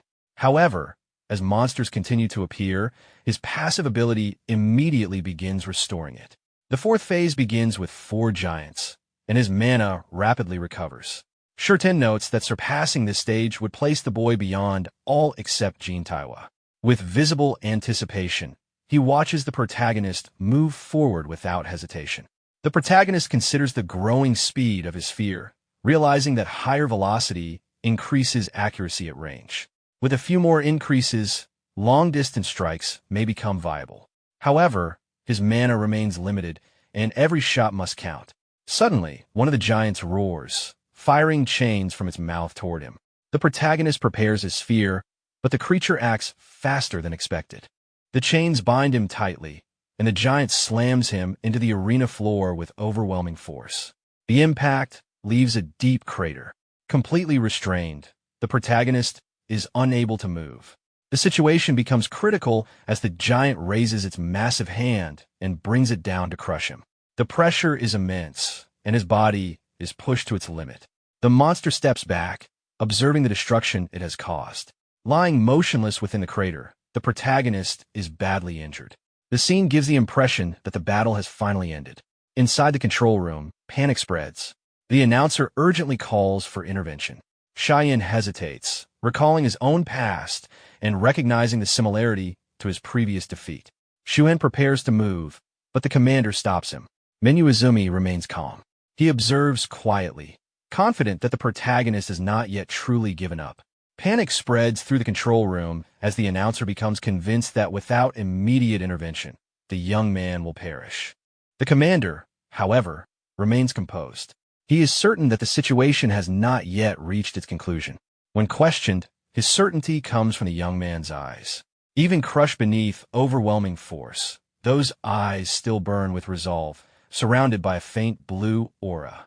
There is no sign of surrender. Within the crater, the protagonist activates over mimes and resumes the analysis he had deliberately paused earlier. His thoughts return to the battle against Ri in the moment he initiated analysis on his Violet Thunder Cannon. That analysis had been halted at 99%, preserved for a moment exactly like this. Now, as the final percentage completes, a blue aura fully envelopes his body. The newly completed Thunder Wave manifests, and a blue lotus forms within the control room itself, drawing immediate attention. The woman with glasses reacts with disbelief, while Shu Heighten is visibly taken aback by the sight. The effects become apparent as the aura stabilizes, granting a massive boost to agility, restoring health completely, cleansing all debuffs, and reinforcing his overall physical capacity. The blue lotus detonates into light, and the young man rises. His movements are steady, his presence transformed. The announcer is left stunned by the sheer scale of recovery and growth, far exceeding what even specialized healers can achieve. Without hesitation, the protagonist resumes combat. Two giants fall almost instantly to his sphere, its speed increasing further with each strike. The fourth phase concludes rapidly, followed by the fifth, then the sixth. Each phase ends faster than the last, each granting escalating rewards. Within minutes, the arena becomes a graveyard of colossal bodies. In the control room, silence replaces disbelief. No one speaks as the outcome unfolds before them. Amid the fallen giants, the protagonist sits among the remains and reflects briefly on the scene, questioning whether this place resembles hell more than a trial. Moments later, he notices that no further enemies appear. Confusion sets in as the absence of the next phase becomes undeniable. The announcer finally understands. The truth is revealed without embellishment. The young man has eliminated every purgatory giant prepared for the event. Standing atop the bodies, the protagonist processes the result, realizing that the gap between himself and Jin Taiwa has narrowed considerably. His objective of accelerating the sphere has been fully achieved. As his experience fails to convert into a level increase, it instead condenses into a blue karma stone. The value of the item shocks Shu Heighten, while the commander calmly explains the reason. With a fixed level and unrestricted growth, the implications are unsettling. The protagonist retrieves the stone, satisfied with the outcome, and turns toward the exit. The massive metal doors of the arena slowly open. Confirmation of victory spreads through the control room as the final results are recorded. Attention turns to the young man's future, offers of guidance and instruction briefly considered, only to be dismissed when it becomes clear that he already walks under capable mentorship. Izumi watches from a distance as the pieces fall into place. When the protagonist acknowledges him as his teacher, the realization sends another ripple of shock through the room. Congratulations follow, along with concern for his condition, but aside from exhaustion, he shows no signs of injury. As events elsewhere continue, comparisons are made. Other participants reach their limits far earlier, unable to push beyond the hard class. Observations shift to those still fighting, including Shikigami users whose abilities reveal unexpected depth and terrifying latent power. The protagonist, watching briefly, recognizes the strength he has overlooked before. With his own goals complete, he prepares to leave. However, something unusual catches his attention. His partner appears clad in red armor, radiating immense power. The artifact's nature is quickly understood, an epic creation with escalating effects and severe drawbacks. Even so, its presence confirms that the Nightmare class announcement was no coincidence. The second phase of the tournament concludes shortly afterward. Rankings are finalized, revealing the protagonist firmly in first place, far ahead of all others. Reactions range from disbelief to renewed determination. Recognition spreads across the country as his performance cements his position at the top. As the preliminaries officially end, the protagonist supports his exhausted partner and exits the arena. Elsewhere, far from the celebration, an old prophet awakens from meditation with a dire vision. Danger looms over the northern continent, heralded by an approaching calamity beyond ordinary measures. Later, back among allies, the commander evaluates the protagonist's growth. Surpassing 1,500 total stats places him on par with Awakened far beyond his level. His abilities continue to defy conventional limits, especially in agility and defense. The tension eases briefly as the group gathers to rest. Exhaustion gives way to normalcy, meals are shared, and energy slowly returns. Laughter and irritation blend together as hunger overrides decorum, restoring strength in the simplest way possible. Eventually, attention shifts inward. The commander poses a question meant to ground them, not about strength but fear. One by one, reflections surface, shaped by pasts and vulnerabilities. When the focus finally turns to the protagonist, silence follows. Even those closest to him struggle to imagine what could truly frighten someone who has already surpassed so many limits. The moment lingers unanswered. He reflects on the time after his parents passed away, when survival itself felt uncertain. Anxiety consumed him, followed by anger, sadness, hunger, and a deep sense of helplessness. Those emotions lingered until Sayo and Riku appeared in his life and helped him endure that difficult period. Their presence slowly pulled him out of that negative state, offering warmth and stability when he needed it most. Remembering their concern and simple kindness, he realizes how much those moments mattered to him. His thoughts move forward to meeting Minyu and later fighting alongside Iberia. Standing there now, he feels something he had not felt in a long time, a sense of belonging. To him, it no longer feels like he simply gained companions. Instead, it feels as though his family has grown. The calm relief he experiences is something he wishes could last indefinitely. More than anything, his greatest fear had always been living completely alone. AIA notices that his aura has softened, no longer carrying the oppressive intensity it once did. Iberia becomes emotional and embraces him tightly, unwilling to let go. Observing them, the commander explains that the purpose of the question was to ensure they would carry no regrets, as regrets are forbidden for saviors. Passing forward without regret is the ideal every savior must strive for. The group is then instructed to finish their meal, with the news that Sayo and Riku will return to their district the following day. The next morning, everyone exchanges farewells and promises to meet again at the Grand National Tournament. The protagonist lightly teases the blonde about growing close to Riku and recalls wanting to ask Sayo something, deciding to leave it for later. Soon after, Ajaha rushes in with urgency, her expression tense. She delivers confidential information from the southern continent to her father, information reserved only for the strongest. She reveals a prophecy made by Commander Bargar, foretelling a beast invasion of the northern continent. Though its reliability is questioned, she explains that Bargar is the most renowned prophet alive. Evacuation is suggested, but the commander believes he himself is the likely target. By remaining, he can serve as bait to draw the beasts away. Despite his daughter's insistence to leave, he remains firm. The protagonist offers his strength if needed, but the commander instead assigns him a task. He orders the two young men to protect Aiden, Iberia's father and the greatest artisan across all continents. Iberia is confused, while the protagonist senses that his master intends to send him away for his own protection. The commander then turns to his daughter and gives her 3 instructions: announce the attack, evacuate civilians, and prepare the strongest awaken for the coming battle. He calls for Heighten and prepares to intercept the beast himself. A few hours later, Choha reports to her father, Minduo Izumi, that all preparations have been completed as instructed and that Heighten should arrive soon. He thanks her for handling the arrangements and tells her to rest. She remains uneasy. Noticing her concern, he asks whether she is worried. Although Aiden already has skilled guards, he states that if necessary, he will eliminate the lesser threats himself and force the true enemy to reveal itself. She acknowledges that he always sees through her thoughts. He explains that the prophecy speaks of a disaster beast of level 100 or higher. Against such a threat, it would be impossible to conceal one's abilities. That is why he deliberately sent Tenma away.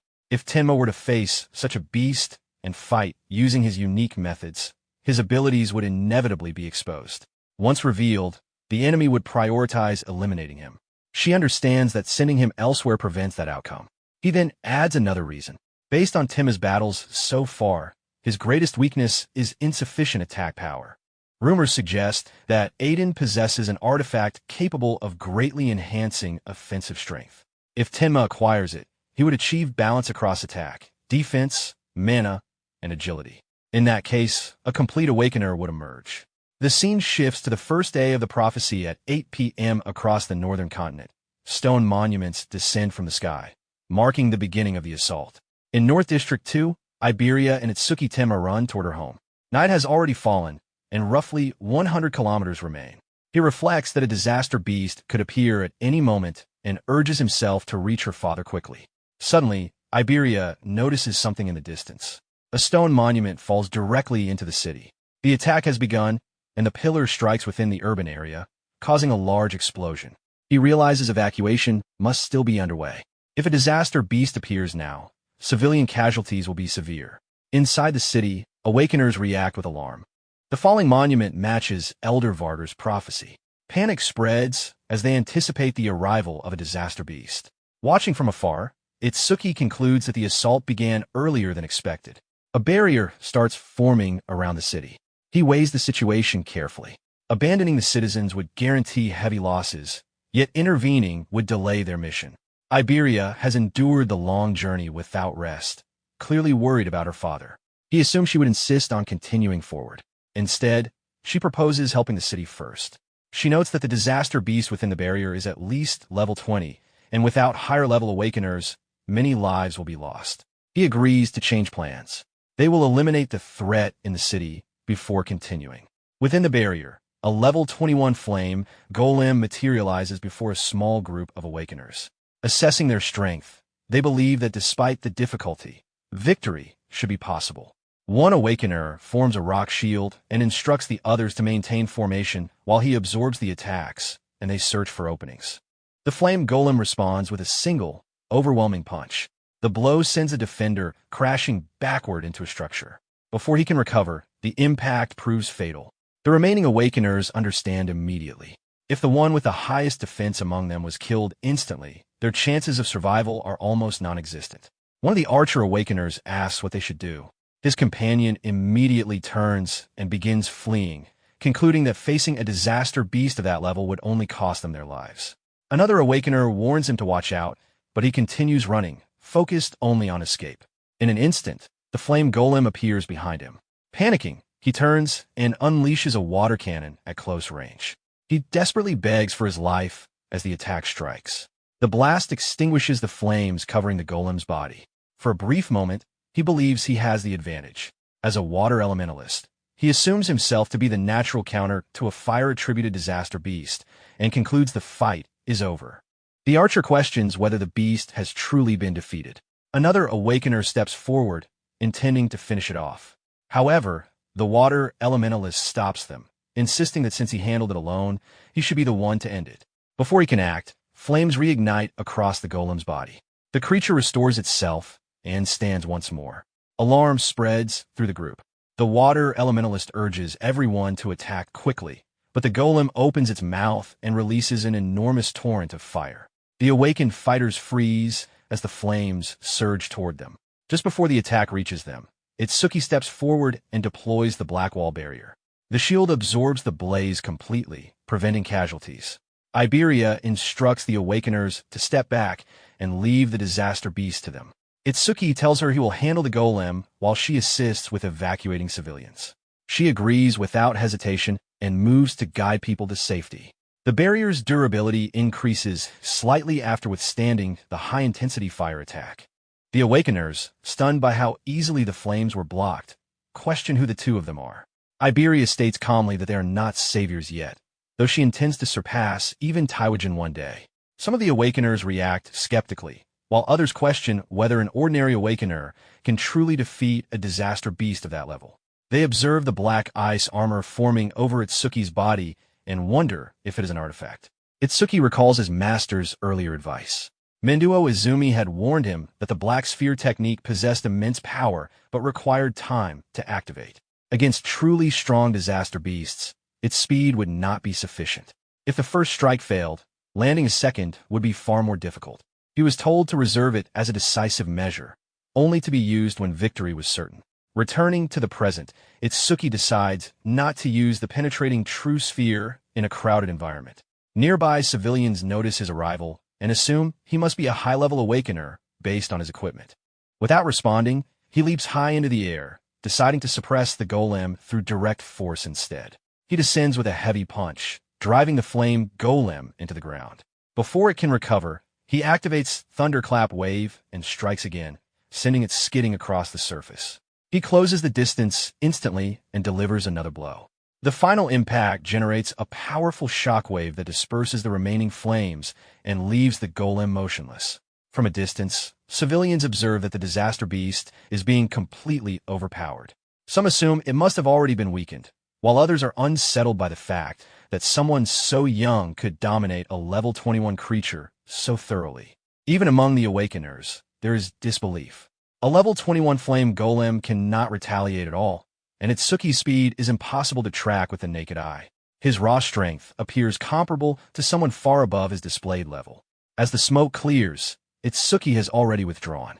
He and Iberia leave the city immediately after confirming the beast's defeat. The water elementalist claims that the victory was possible only because he had reduced the golem's strength beforehand. Others quietly disagree, having witnessed the difference in power firsthand. While running toward their original destination, Itsuki reflects on the encounter. Even against a disaster beast of that level, he was unable to secure an instant kill. The realization troubles him. To face what lies ahead, he will need greater attack power. The scene shifts to day 1 of the prophecy. 10:30 p.m. Itsuki and Iberia continue running toward her father's residence.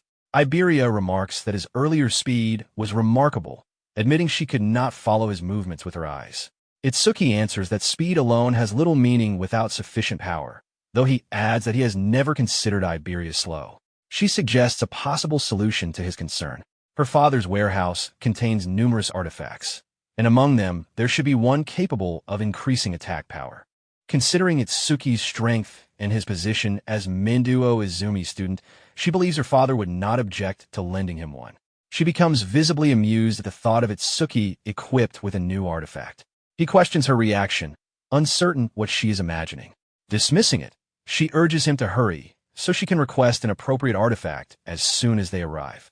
As they continue, Itsuki reflects that although he intentionally reduced his pace, Iberia must still be straining to keep up. Without further comment, he lifts her with one arm and accelerates. Surprised, she protests, but he explains that conserving energy is important. If they encounter a calamity in a fatigued state, neither of them will be able to fight properly. He increases his speed, telling her to hold on as they make up for lost time. The scene shifts again to 11:05 p.m. They arrive near the secluded house deep within the woods. Iberia expresses relief at finally reaching their destination. Itsuki questions why her father chose to live so far from town, noting that the urban area would be safer. She explains that her father prefers isolation to concentrate on crafting. Although the structure appears to be an ordinary wooden house, its defenses are far from simple. Traps are installed throughout the surrounding perimeter. Itsuki recalls sensing faint magical fluctuations earlier and understands that the area is protected by detection-based mechanisms. Iberia reassures him that as long as he follows her path precisely, none of the traps will activate. Privately, Itsuki considers that he could avoid them using his own detection ability. He moves cautiously behind her. Moments later, she steps onto a concealed trigger. The magical fluctuation intensifies immediately. Iberia realizes her mistake, acknowledging that she forgot about one of the more dangerous traps. Itsuki questions whether she is certain this is truly her home. She confirms it, but warns that the activated defense is the most troublesome one. The mana concentration in the area surges. In response to the disturbance, a humanoid artifact materializes before them, an epic-grade iron golem, fully armed and ready to engage. Itsuki observes the humanoid construct in front of him and realizes that even advanced artifacts stand among the defenses surrounding Iberia's home. The iron golem moves immediately, advancing toward Iberia with overwhelming force. He steps in before the strike can land and meets the golem's punch head-on. The collision forces him backward across the ground. The impact confirms his assessment of its strength. Since the construct exists to protect Iberia's father, destroying it with a piercing sphere would be excessive. He needs a cleaner solution. He asks Siberia whether there is a way to stop it without causing irreparable damage. She tells him to target the karmic stone embedded in its chest, explaining that it serves as the golem's power source. Removing it will shut the artifact down. Activating Thunder Wave, Itsuki accelerates. Knowing the weak point simplifies the encounter. The golem unleashes a continuous barrage of heavy blows, but his speed allows him to evade each one with narrow margins. Weaving through its strikes, he reaches its chest and extracts the karmic stone in a single motion. The iron golem immediately loses power and collapses.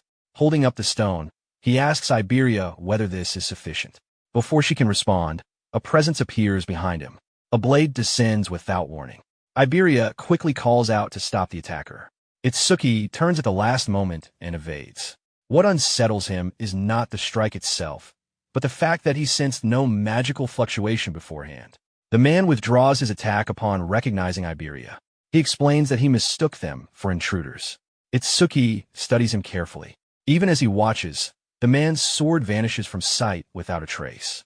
Iberia introduces him as Bakudo Jasuk and explains that Itsuki Tenma is her partner. Before she can elaborate further, Itsuki asks directly about her father's location. She tells him her father is in the back and advises caution. Bakudo remarks that the old artisan does not appear to be in a good mood. Iberia rushes ahead and announces her achievement.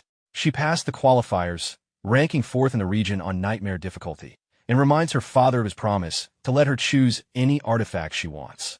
Instead of praise, she receives a firm slap. The sudden blow leaves her stunned. Tears form in her eyes as she asks why. Her father demands that she return the dragon gear she took without permission. She insists that she only borrowed the epic artifact.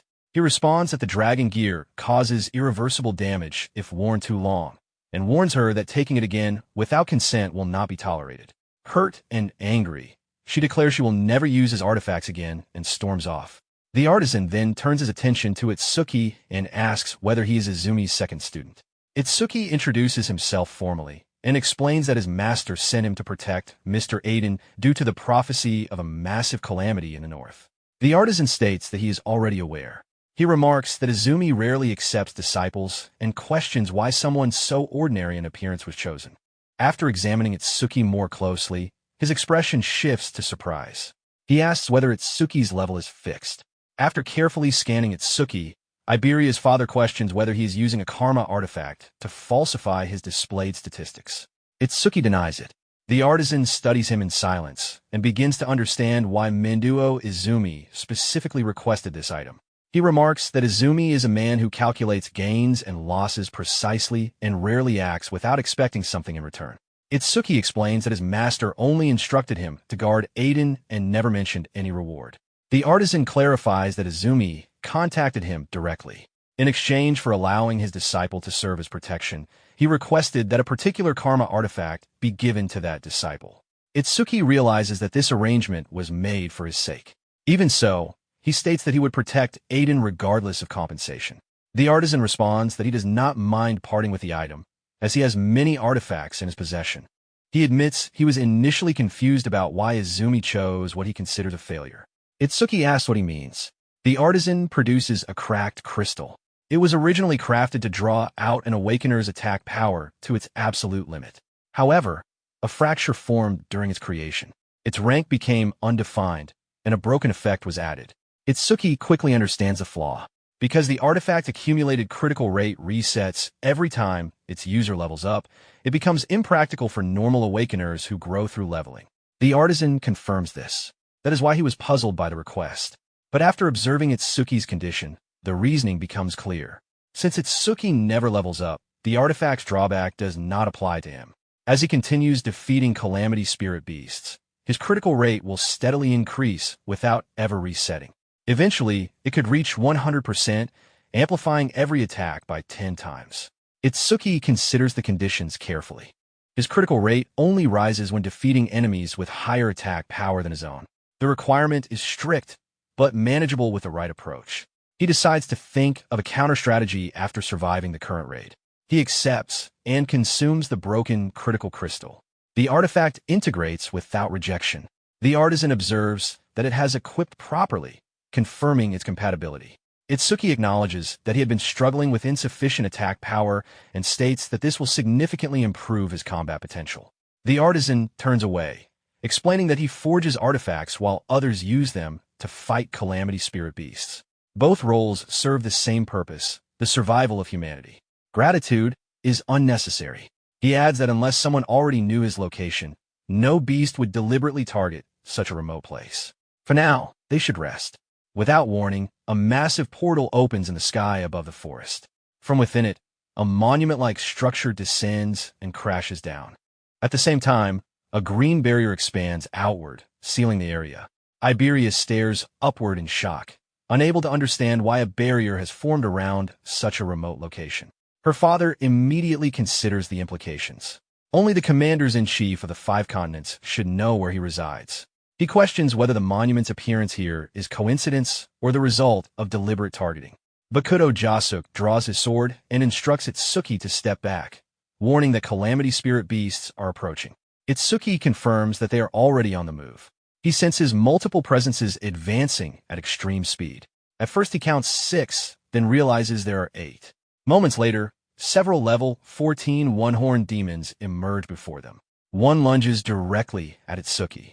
He intercepts it smoothly, catching the attack and driving his blade through the demon in a single motion. The creature collapses instantly. More demons rush in from different angles.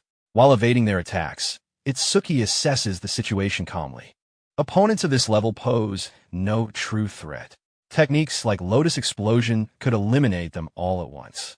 However, Jasuk might withstand a shockwave, but Aiden and Iberia are sheltering nearby. Using such a wide-area technique recklessly could place them at risk. Instead, he maneuvers away from the shed and draws the demons toward the forest, intending to create distance before finishing them. As he moves, he senses another surge of mana, far denser than the rest. He pauses. This presence is on a different level. A 2-horned guardian beast demon manifests before him, its aura far heavier than the lower-class creatures. Far beyond the battlefield, within the demon realm, one of the 8 demon kings, Enmaraku, reports to the demon god that the first wave of lower-class slaves has been teleported into the human realm. He asks which of the 8 demon kings should lead the main force. The demon god explains that during his previous descent into the human realm, he left behind an eye. Through it, he has identified the presence of an important individual. That person must be captured. Enmaraku inquires whether a demon king should handle this task. The demon god declines. Deploying a demon king risks destroying the very eye he left behind. Instead, he assigns the matter to a demon general. The command of the main invading force, however, will be entrusted to Enshokuma, one of the 8 demon kings. It has been a long time since Enshokuma consumed a living human, and the demon god expects that hunger will sharpen his resolve. The scene returns to Iberia's village. A scream echoes from inside the house. Itsuki immediately recognizes Iberia's voice. He considers the possibility that a disaster beast has breached the interior. At that moment, the 2-horned guardian demon launches a powerful strike toward him. Itsuki activates black ice armor and blocks the blow head-on. The force travels through his guard, confirming that the demon's attack power exceeds that of the lesser creatures. As the demon prepares another assault, Itsuki decides to end the exchange quickly. If he defeats an opponent with higher attack power than his own, his newly acquired artifact should increase his critical rate. He releases Piercing Sphere at close range. The spear-like projection penetrates the demon's head instantly, killing it before it can react. A notification confirms that his critical rate has increased by 1%. The result aligns with his expectation. Without hesitation, he tells Jasuk that he will handle the beast that entered the house and leaves the remaining demons to him. Jasuk acknowledges while continuing to cut down the one-horned demons with steady efficiency. Itsuki heads toward the shed where Iberia and her father were sheltering. Inside, Iberia has already been injured and struggles to stand. Without the dragon gear, she recognizes she cannot overpower the intruder. As the demon advances again, she calls out for help. Before it can strike, her father steps forward and swings his hammer into the creature with precise timing. Despite being in a non-combat class, he shows no hesitation. The demon turns its attention to him. As it prepares to attack, he states calmly that he will leave the rest to Tenma. Itsuki arrives at that moment, intercepting the demon's arm and driving his black ice blade through its chest. The creature collapses. He apologizes for the delay, explaining that he needed to clear the outer threats first. Iberia's father asks about the situation outside. Itsuki concentrates and senses no remaining magical fluctuations. He concludes that Jasuk has likely eliminated the remaining disaster beasts. They step outside to confirm. The area has fallen silent. The one-horned demons lie defeated across the clearing. Iberia looks at the aftermath, surprised that Jasuk managed to eliminate them alone. Jasuk warns them not to lower their guard. As long as the barrier remains intact, disaster beasts will continue spawning endlessly, and over time their strength will only increase. He states that he intends to head toward the barrier, eliminating as many as possible along the way, and destroy it himself. If any slip past him, the others will need to respond. Itsuki refuses. He states calmly that he will eliminate every disaster beast within the barrier and asks Jasuk to remain behind to protect Aiden and Iberia. Iberia's father studies him closely. There is no hesitation in Itsuki's eyes, only a steady intensity. He agrees to entrust the barrier's destruction to Tenma. Jasuk cautions that a green barrier typically indicates significantly stronger disaster beasts and asks whether Itsuki is certain.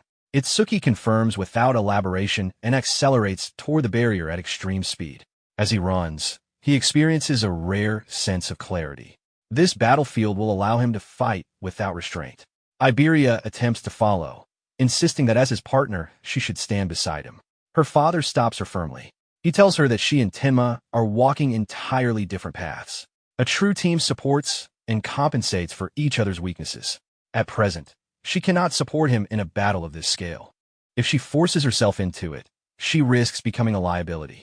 He adds that Tenma is unlike others of his generation.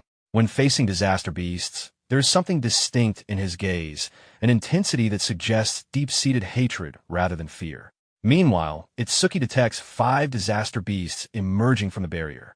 Their mana signatures confirm they have only just appeared. Eliminating them quickly will restore his reserves. Without slowing down, he activates Lotus Blast and releases it directly into their formation. The explosion engulfs the beasts, erasing them instantly. He notes that the earlier two-horned guardian's durability had required an excessive amount of mana to defeat, but he refuses to allow even a single creature to reach the village. The explosion shockwave is visible from afar. Back at the house, Iberia recognizes the scale of the blast as Itsuki's technique. Jasuk silently questions how someone displayed as level 0 can produce such power and considers whether a hidden debuff might explain his inability to level up. Reaching the perimeter, Itsuki slows and studies the green barrier carefully. The mana within feels denser than anything he has encountered so far. His detection ability struggles to penetrate it, preventing him from gauging the number or exact strength of the disaster beasts inside. Recalling prior knowledge, he understands that the barrier's color indicates a higher range of levels than those he has faced up to now. He considers the potential gains. Defeating every beast within could yield substantial growth in power. He then summons his Death Hound.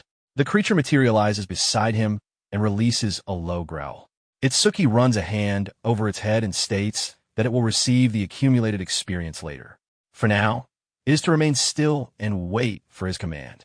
Standing before the barrier, he fixes his focus on the space beyond it. Every disaster beast inside is his target. The scene shifts to prediction day 1. 11:30 p.m. Choha informs her father, Menduo Izumi, that the awakened guards have arrived. A blue-haired knight steps forward and formally introduces himself as Kei Kirijima, a level 63 wind elementalist and first-class savior. From this moment on, he will serve as a protector. Izumi thanks him for coming. Choha reports that, in addition to Kirijima, 5 third-class saviors and 3 second-class saviors have also assembled. However, Akira Hiten has not yet appeared. Izumi explains that Hiten was assigned to guard the perimeter. Choha recounts that 6 hours earlier he confirmed he was on his way, but subsequent attempts to contact him failed. With massive steals falling across the northern province since earlier that evening, she suspects he may have encountered trouble. Izumi remains composed. An ordinary disaster beast would not threaten Akira Hiten. As one of the 6 pillars among the special class saviors, his strength stands apart. She is instructed to keep attempting contact. Only a special class savior can reliably confront the scale of disaster beasts expected here. Kirijima questions whether the special class saviors are being overestimated. No matter how powerful Wei Jinti and Akira Hiten may be, they are still human. He believes the gap between first class and special class cannot be insurmountable. Izumi replies that confidence is valuable, but such assumptions often come from those who have never faced a truly overwhelming disaster beast. At that moment, a portal tears open in the sky above them. A massive steel descends. Kirijima instinctively draws his sword. The appearance signals the arrival of a disaster beast. Izumi stands calmly, acknowledging that it has finally begun. Choa confirms she still cannot reach E10. Kirijima states that if a special class cannot arrive in time, then the first class will simply handle it themselves. Inwardly, he resolves to prove that his rank stands on equal ground. The scene shifts inside the green barrier. Itsuki advances with a death hound at his side.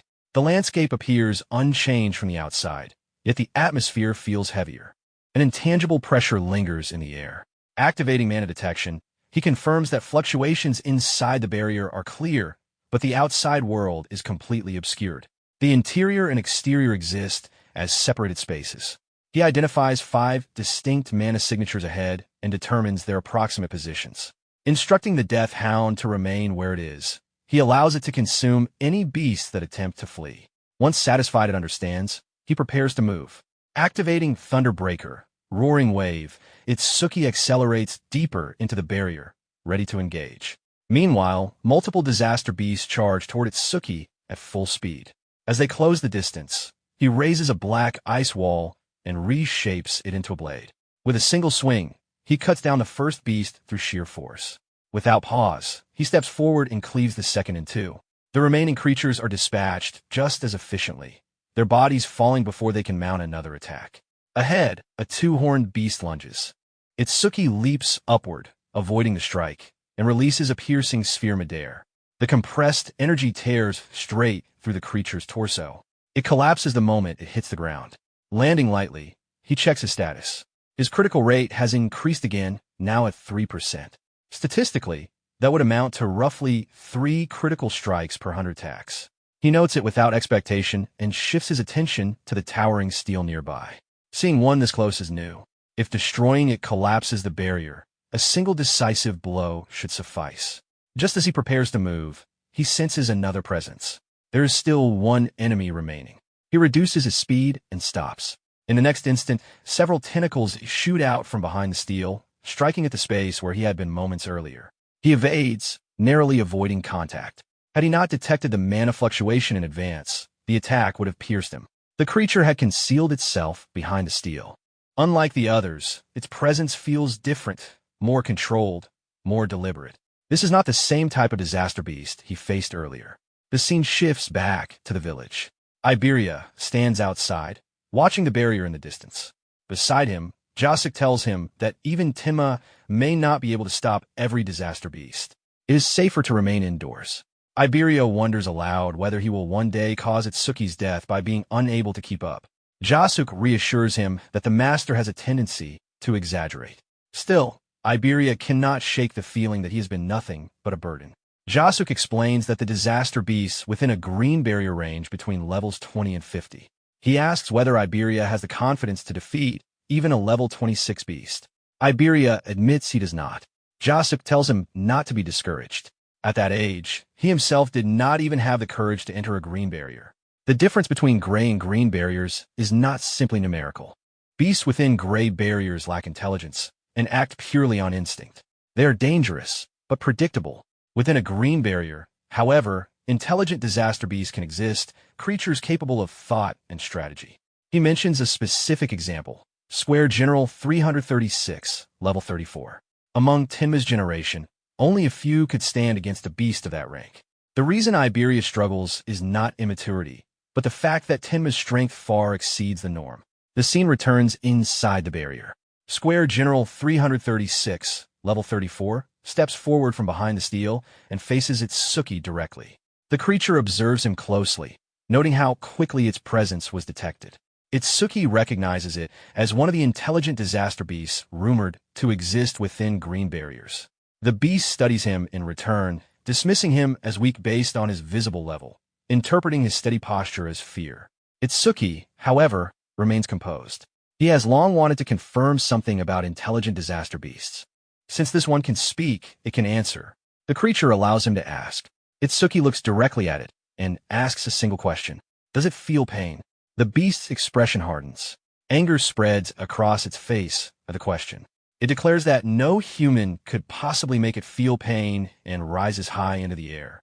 From above, blade-like tentacles extend outward and descend toward Itsuki in a sweeping assault. It claims that inflicting pain is the privilege of its kind alone. Itsuki evades the incoming strikes and launches himself upward. Closing the distance in a single motion, he drives a punch into the creature's chest. The impact sends the beast crashing into the ground below. For a brief moment, he wonders if the blow was decisive. The answer comes immediately. The creature's mana swells instead of fading. The tentacles surge again, faster than before. Even the antennae guiding its movements have accelerated. Itsuki adjusts his rhythm. Despite the increase, he still maintains the advantage in speed. He counters with repeated strikes, but the resistance beneath his fists is far greater than expected. He cannot sever its head, and the damage remains shallow. The beast observes him closely, noting that someone of his displayed level should not be capable of such speed. It questions what his true level is. Without waiting for an answer, it leaps once more and unleashes another barrage. No matter how fast he moves, it regards him as insignificant. The assault continues in rapid succession. Itsuki avoids each strike by narrow margins, weaving between the descending blades. The beast grows irritated, insisting that 100 weak hits would mean nothing, while a single clean strike from it would end the fight. Itsuki steps in and throws another heavy punch, but the creature anticipates the angle and counters.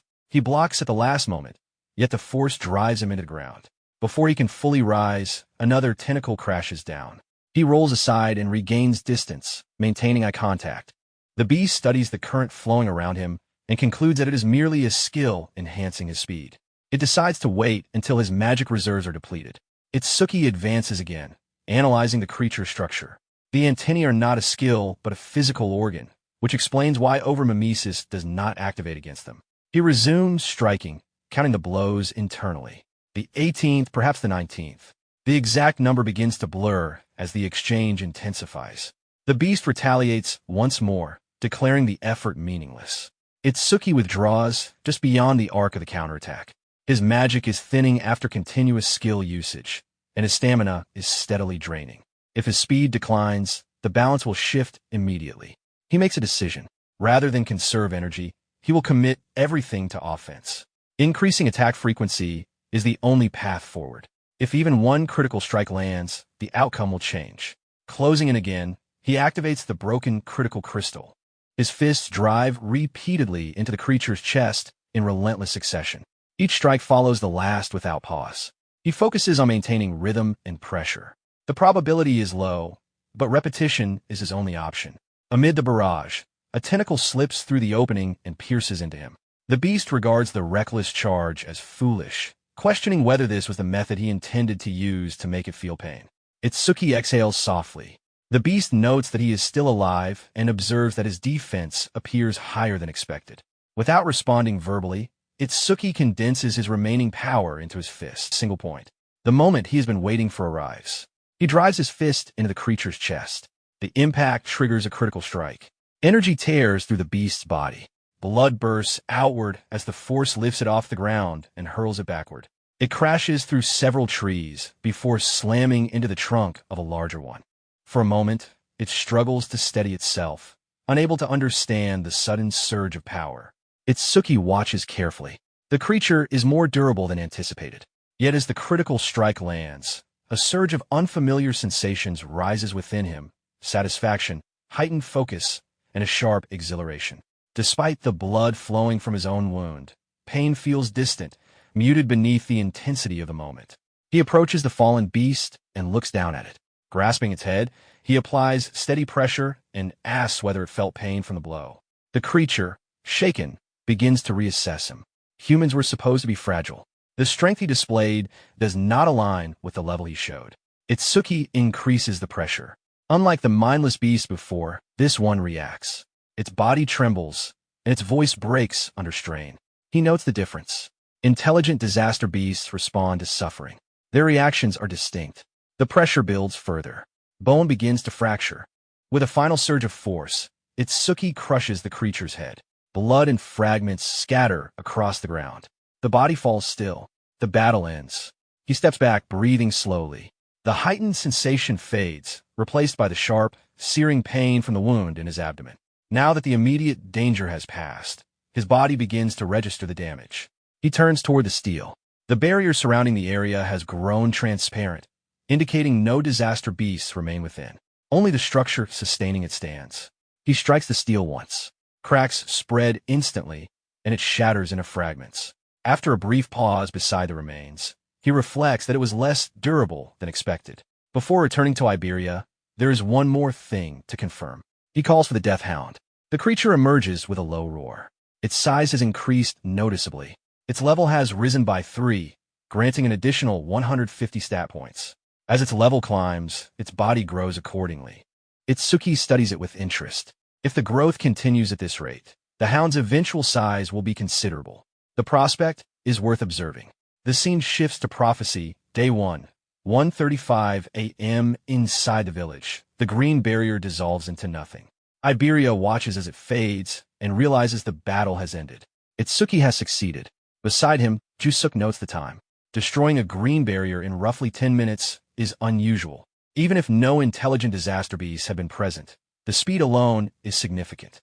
At minimum, Itsuki's strength now surpasses what his own had been in the past.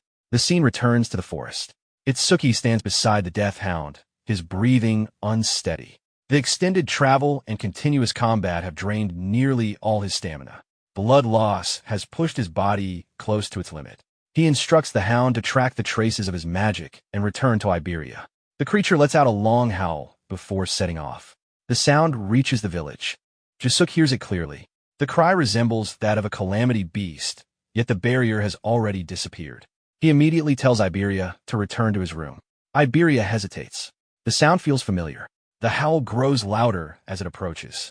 Sensing its presence, Jusuk draws his sword and prepares to intercept whatever emerges from the forest. If it is a calamity beast, he will cut it down before it reaches the village. Branches snap as the Death Hound breaks through the trees. Jusuk swings. At the last moment, Iberia recognizes the creature and shouts for him to stop. It is the same hound Itsuki had taken as a Shikigami days earlier. Jusuk halts his blade just short of impact.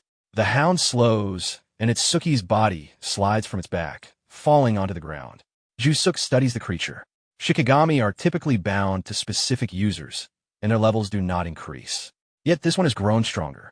Combined with Itsuki's unusual combat ability and the range of skills he displays, the situation does not align with ordinary rules. Iberia runs to Itsuki's side and kneels. His clothes are soaked in blood. Itsuki manages to speak briefly, asking to rest. Panic rises in Iberia's voice, but Jusuk checks his breathing and confirms that he is still alive. The injuries are severe, but not fatal, provided treatment is given immediately. He asks for the Kodama bandages. Iberia lifts Itsuki carefully and carries him inside. After some time, the wound is wrapped and stabilized. As Iberia works, he reflects on the difference in their strength. In direct combat, he may never reach Itsuki's level. However, there are roles that only he can fulfill.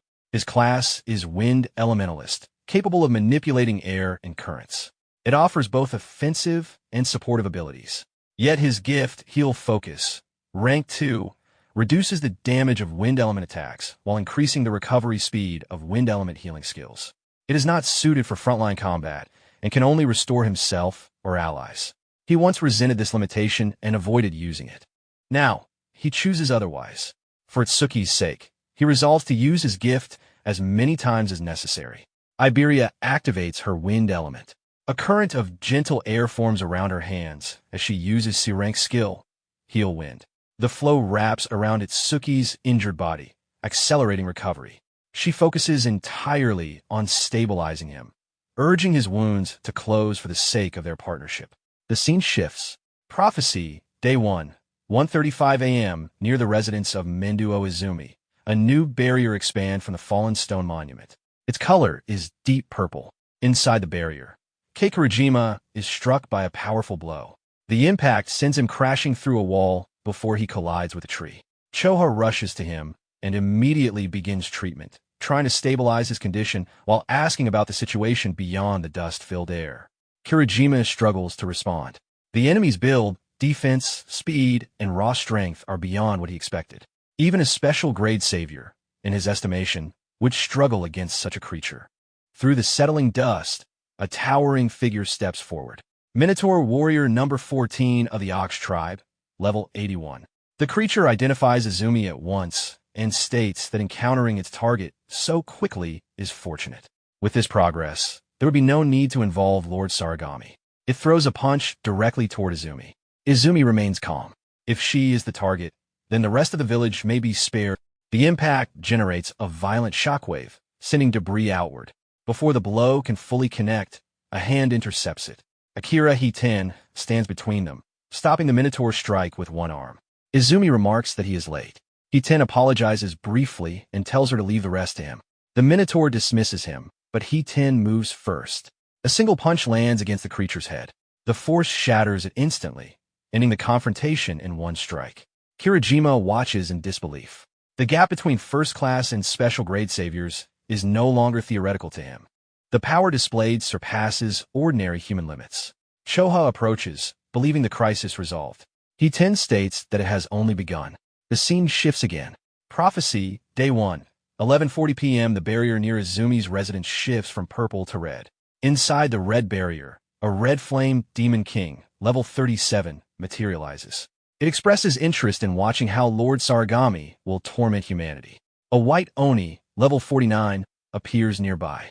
Then a third presence emerges. Demon General, Grudge King of Frostbite, level 87.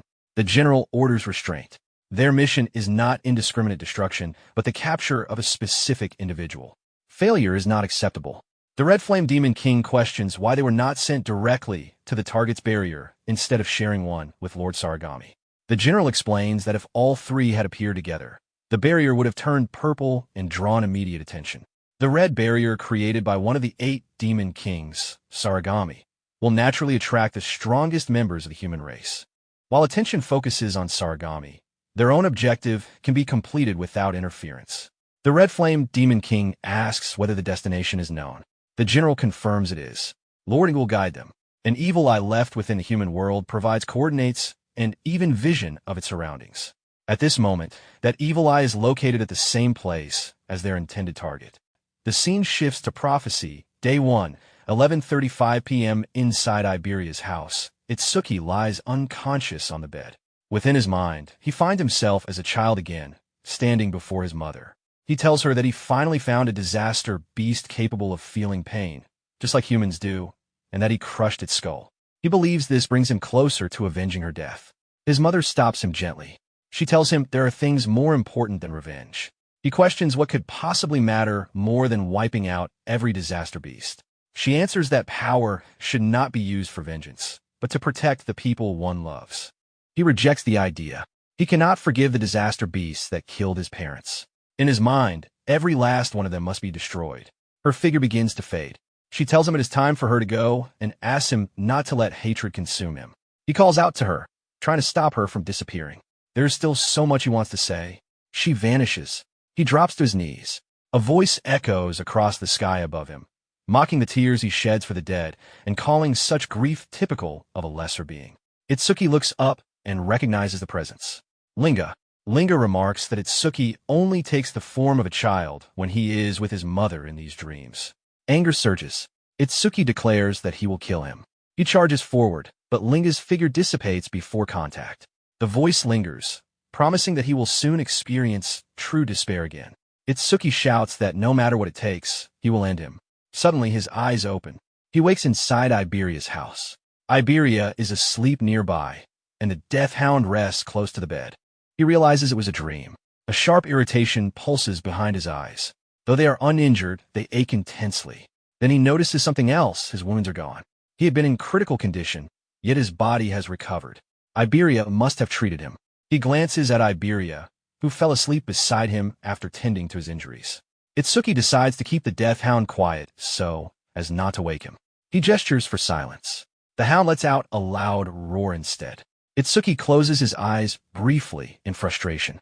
Iberia jolts awake, immediately preparing to defend him from what he assumes is a disaster beast. Itsuki reassures him that a presence that light would not trouble a disaster beast. Realizing Itsuki is awake, Iberia's expression shifts to relief. The treatment worked, and he is conscious once more. Iberia throws his arms around Itsuki in relief. Itsuki notices that he still has the habit of hugging people when he gets excited. Once Iberia calms down, Itsuki asks how long he was unconscious. About 3 hours, Iberia answers. It did not feel that long to him. 3 hours means it is around 3 a.m. on the second day of the prophecy. Itsuki immediately asks whether Jusuk and Aiden are safe. Iberia reassures him that no disaster bees have appeared since the barrier was destroyed. The memory of the dream lingers. Even if it was only a dream, the words spoken there felt too vivid. The sense that something is moving behind the scenes does not fade. The scene shifts. Prophecy, Day 2, 3:03 a.m. Itsuki Tenma regains full consciousness. He rises from the bed and dresses. He cannot afford to lower his guard. Iberia remarks that he appears completely recovered. As they step outside, Itsuki considers that the reinforcements mentioned by their teacher should be arriving soon. First, he intends to check in with Jusuk. On the way, Iberia brings up the Death Hound. He assumes it is simply called Death Hound, then asks what its actual name is. He explains that a Shikigami user is free to name their Shikigami however they wish, and even offers to choose a name himself. Itsuki clarifies that he is not a Shikigami user. Iberia looks slightly disappointed at that. Internally, Itsuki decides firmly that he will not allow Iberia to name the creature. They meet Jusuk outside. Jusuk observes that Kodama bandages alone would not have restored Itsuki so quickly. Iberia must have finally used his true ability. Itsuki turns to Iberia and asks whether he is healer type, since he did not notice any skills being used earlier. Iberia admits that he can use offensive wind skills as well, though their damage output is limited. Itsuki then asks Jusuk whether any other saviors have arrived. Jusuk answers that none have. Itsuki explains that their teacher said nearby saviors were being dispatched. With an entire day past, they should be close. Jusuk reminds him that the village lies deep within the forest. Without Iberia's guidance, even Itsuki would not have reached it quickly. The logic is sound, yet Itsuki cannot shake the unease building inside him. It feels as though something hostile is drawing nearer. Meanwhile, deeper within the forest, 3 young warriors run toward the village. One of them asks Kobayashi how much farther they must go. The blonde companion estimates only a few more kilometers remain. Once they complete this mission, they will finally be promoted from apprentices to third-class saviors. The brown-haired warrior remarks that the location is far more remote than expected. It is surprising that the greatest crafter in the northern province resides so deep within the woods. Suddenly, their pink-haired companion halts and tells them to stop. They immediately comply. When asked what she sensed, she explains that something is approaching from ahead. Moments later, 2 figures appear before them. The Red Flame Demon King stands at the forefront, accompanied by a white Oni. The demon notes calmly that they were perceptive enough to notice his presence. The brown-haired warrior draws his sword and calls for battle positions. The 3 apprentices take formation. The Red Flame Demon King studies them and asks where they are heading in such a hurry, and whether their destination happens to be the same as his. The Red Flame Demon King lifts a hand and releases a concentrated fireball. It strikes the brown-haired warrior directly. The impact is instantaneous. His body is consumed in heat and reduced to molten remains before he can react. The Demon King observes the result with detached interest, noting how fragile humans are if a single fireball can erase them. Nearby, the white Oni overwhelms the second apprentice. With brute force, it tears through his defense and slams him into the ground, ending the fight just as quickly. The pink-haired girl stands alone. She demands to know where they came from, pointing out that there is no barrier nearby. The Red Flame Demon King replies that they traveled a long distance to reach this place. At that moment, the Demon General, Grudge King of Frostbite, arrives. He orders the Flame Demon King to stop. Killing them was not permitted. The Flame Demon King protests that he was merely relieving boredom. In response, the general conjures a wall of crystalline ice around him. Freezing energy tightens, locking his body in place. The warning is clear. Disobedience will not be tolerated. The Flame Demon King quickly concedes, and the spell is lifted. The pink-haired girl, still alive, realizes she has not been killed. For a brief moment, she believes she has been spared. The Flame Demon King questions whether she possesses some special trait, since only the target and the owner of the magic eye were meant to be kept alive. The Demon General clarifies that she has no such significance. He simply wishes to test a new ability granted by Linga. He releases a wave of condensed black energy. It strikes her and seeps into her body. For a moment, she collapses, motionless. The Flame Demon King assumes she has died, but the general explains that she is undergoing demonization. Her eyes open again. The process reshapes her allegiance. Humans subjected to demonization become completely subservient to Linga. In effect, she now belongs to them. She kneels before the demon general and awaits orders. He instructs her to conceal her identity and remain undercover within human society until the day Linga descends. Later, she is to report that her team was attacked by disaster beasts in the forest and that she survived only because her companions sacrificed themselves. She accepts the command. The general dismisses her. Moments later, she appears to regain her normal awareness and flees toward the village, outwardly acting as a lone survivor. The Flame Demon King questions the usefulness of recruiting someone so weak. The demon general explains that she is only one among tens of thousands who have already been demonized, including awakened individuals.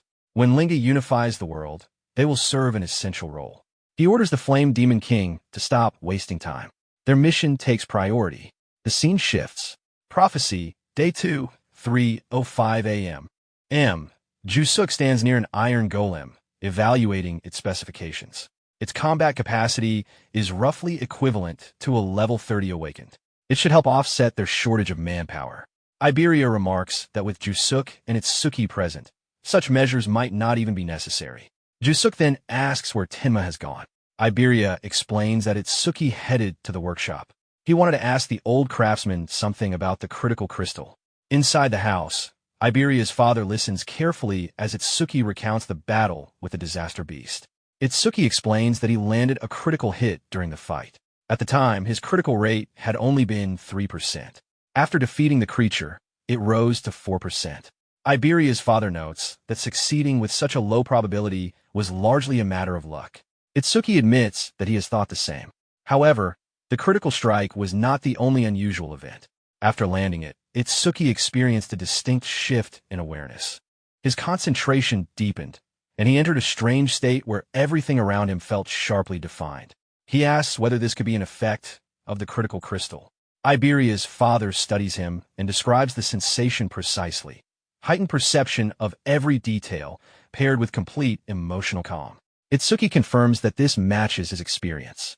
Iberia's father concludes that Itsuki entered a flow state. He explains that a flow state occurs when someone becomes fully immersed in a task. Perception of time distorts, concentration and excitement peak simultaneously, and the mind operates with unusual clarity. It is sometimes described as being in the zone. Artists, athletes, or students may experience a mild version of it during intense focus. For awakened individuals, however, the effect is far more significant. Their senses sharpen beyond normal limits, and their overall stats and skill efficiency temporarily rise to approximately 120% of their base values.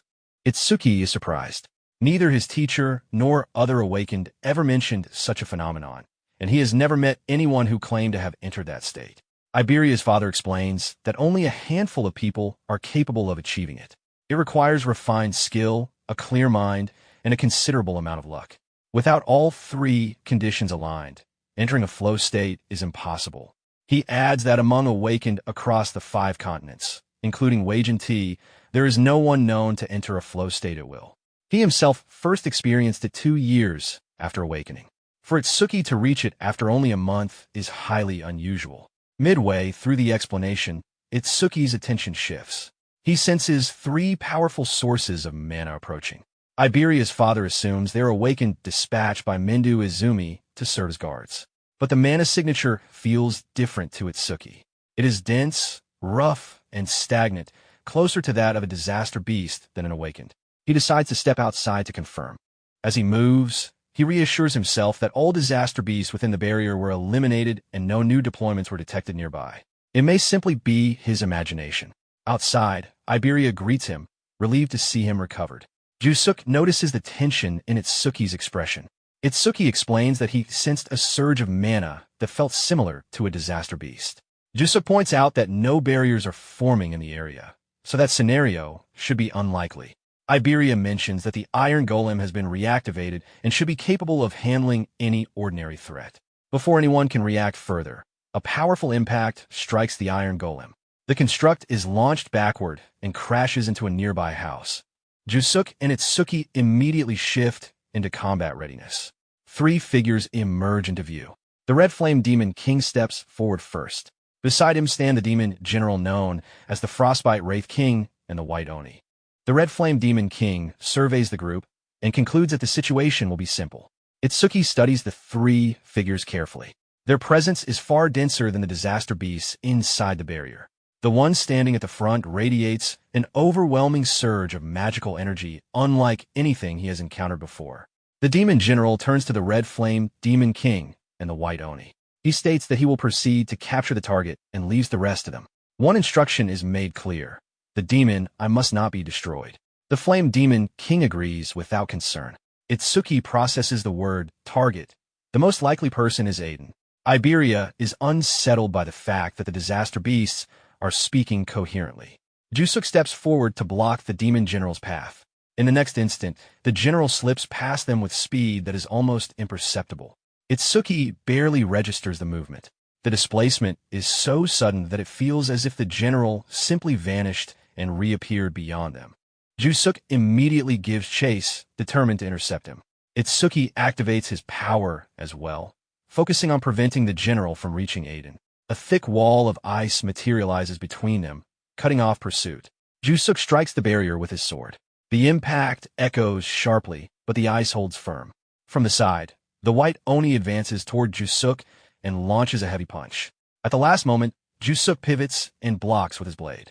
The collision sends him sliding backward across the ground from the force alone.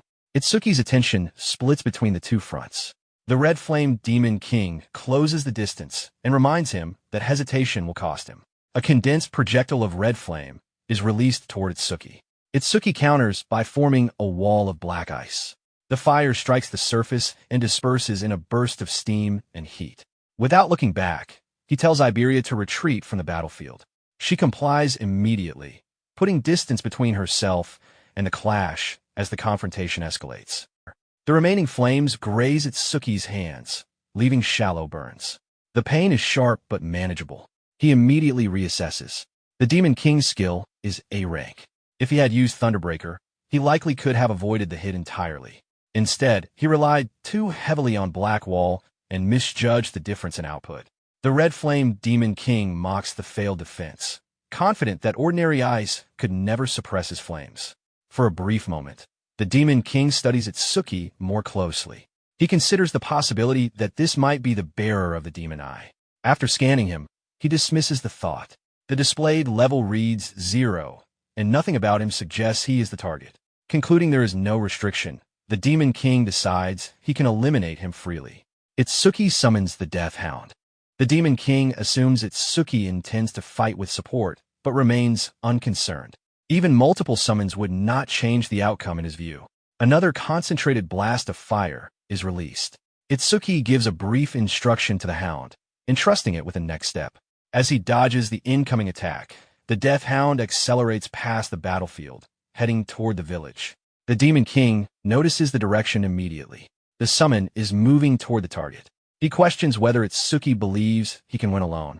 Internally, Itsuki recognizes that the Demon King is underestimating him. If he continues appearing weaker than he is, the enemy may delay a killing strike. Meanwhile, his analysis continues to progress, now at 36%. He needs time, yet deliberately acting fearful conflicts with his instincts. Instead, he provokes the Demon King directly. Anger flares in response. The Demon King increases his output and launches another large-scale attack, abandoning any intention of restraint. Itsuki evades again and closes the distance in a burst of speed. The Demon King expands his form slightly, amplifying power, but his movement speed remains unchanged. The pattern becomes clearer, a skill-oriented, long-range type. If Itsuki can maintain close combat pressure, the advantage may shift. He drives forward and delivers a powerful kick. At the last instant, a shield of flame manifests around the Demon King's body. The strike collides against it and disperses. The Demon King anticipated the attempt. A counterattack follows immediately. This time, the flames connect directly, overwhelming Itsuki before he can fully reposition. The impact slams him into the ground with force. As he regains awareness, he acknowledges the mistake. He underestimated the opponent's intelligence. This is not a mindless disaster beast. The Demon King observed that Itsuki's speed contradicts the displayed level. The deception is noted, but he remains confident. Itsuki forces himself back to his feet. The analysis continues in the background. Because the opponent's ability is A rank, the process is slower than usual. He steadies his breathing, buying seconds wherever he can as the percentage gradually climbs.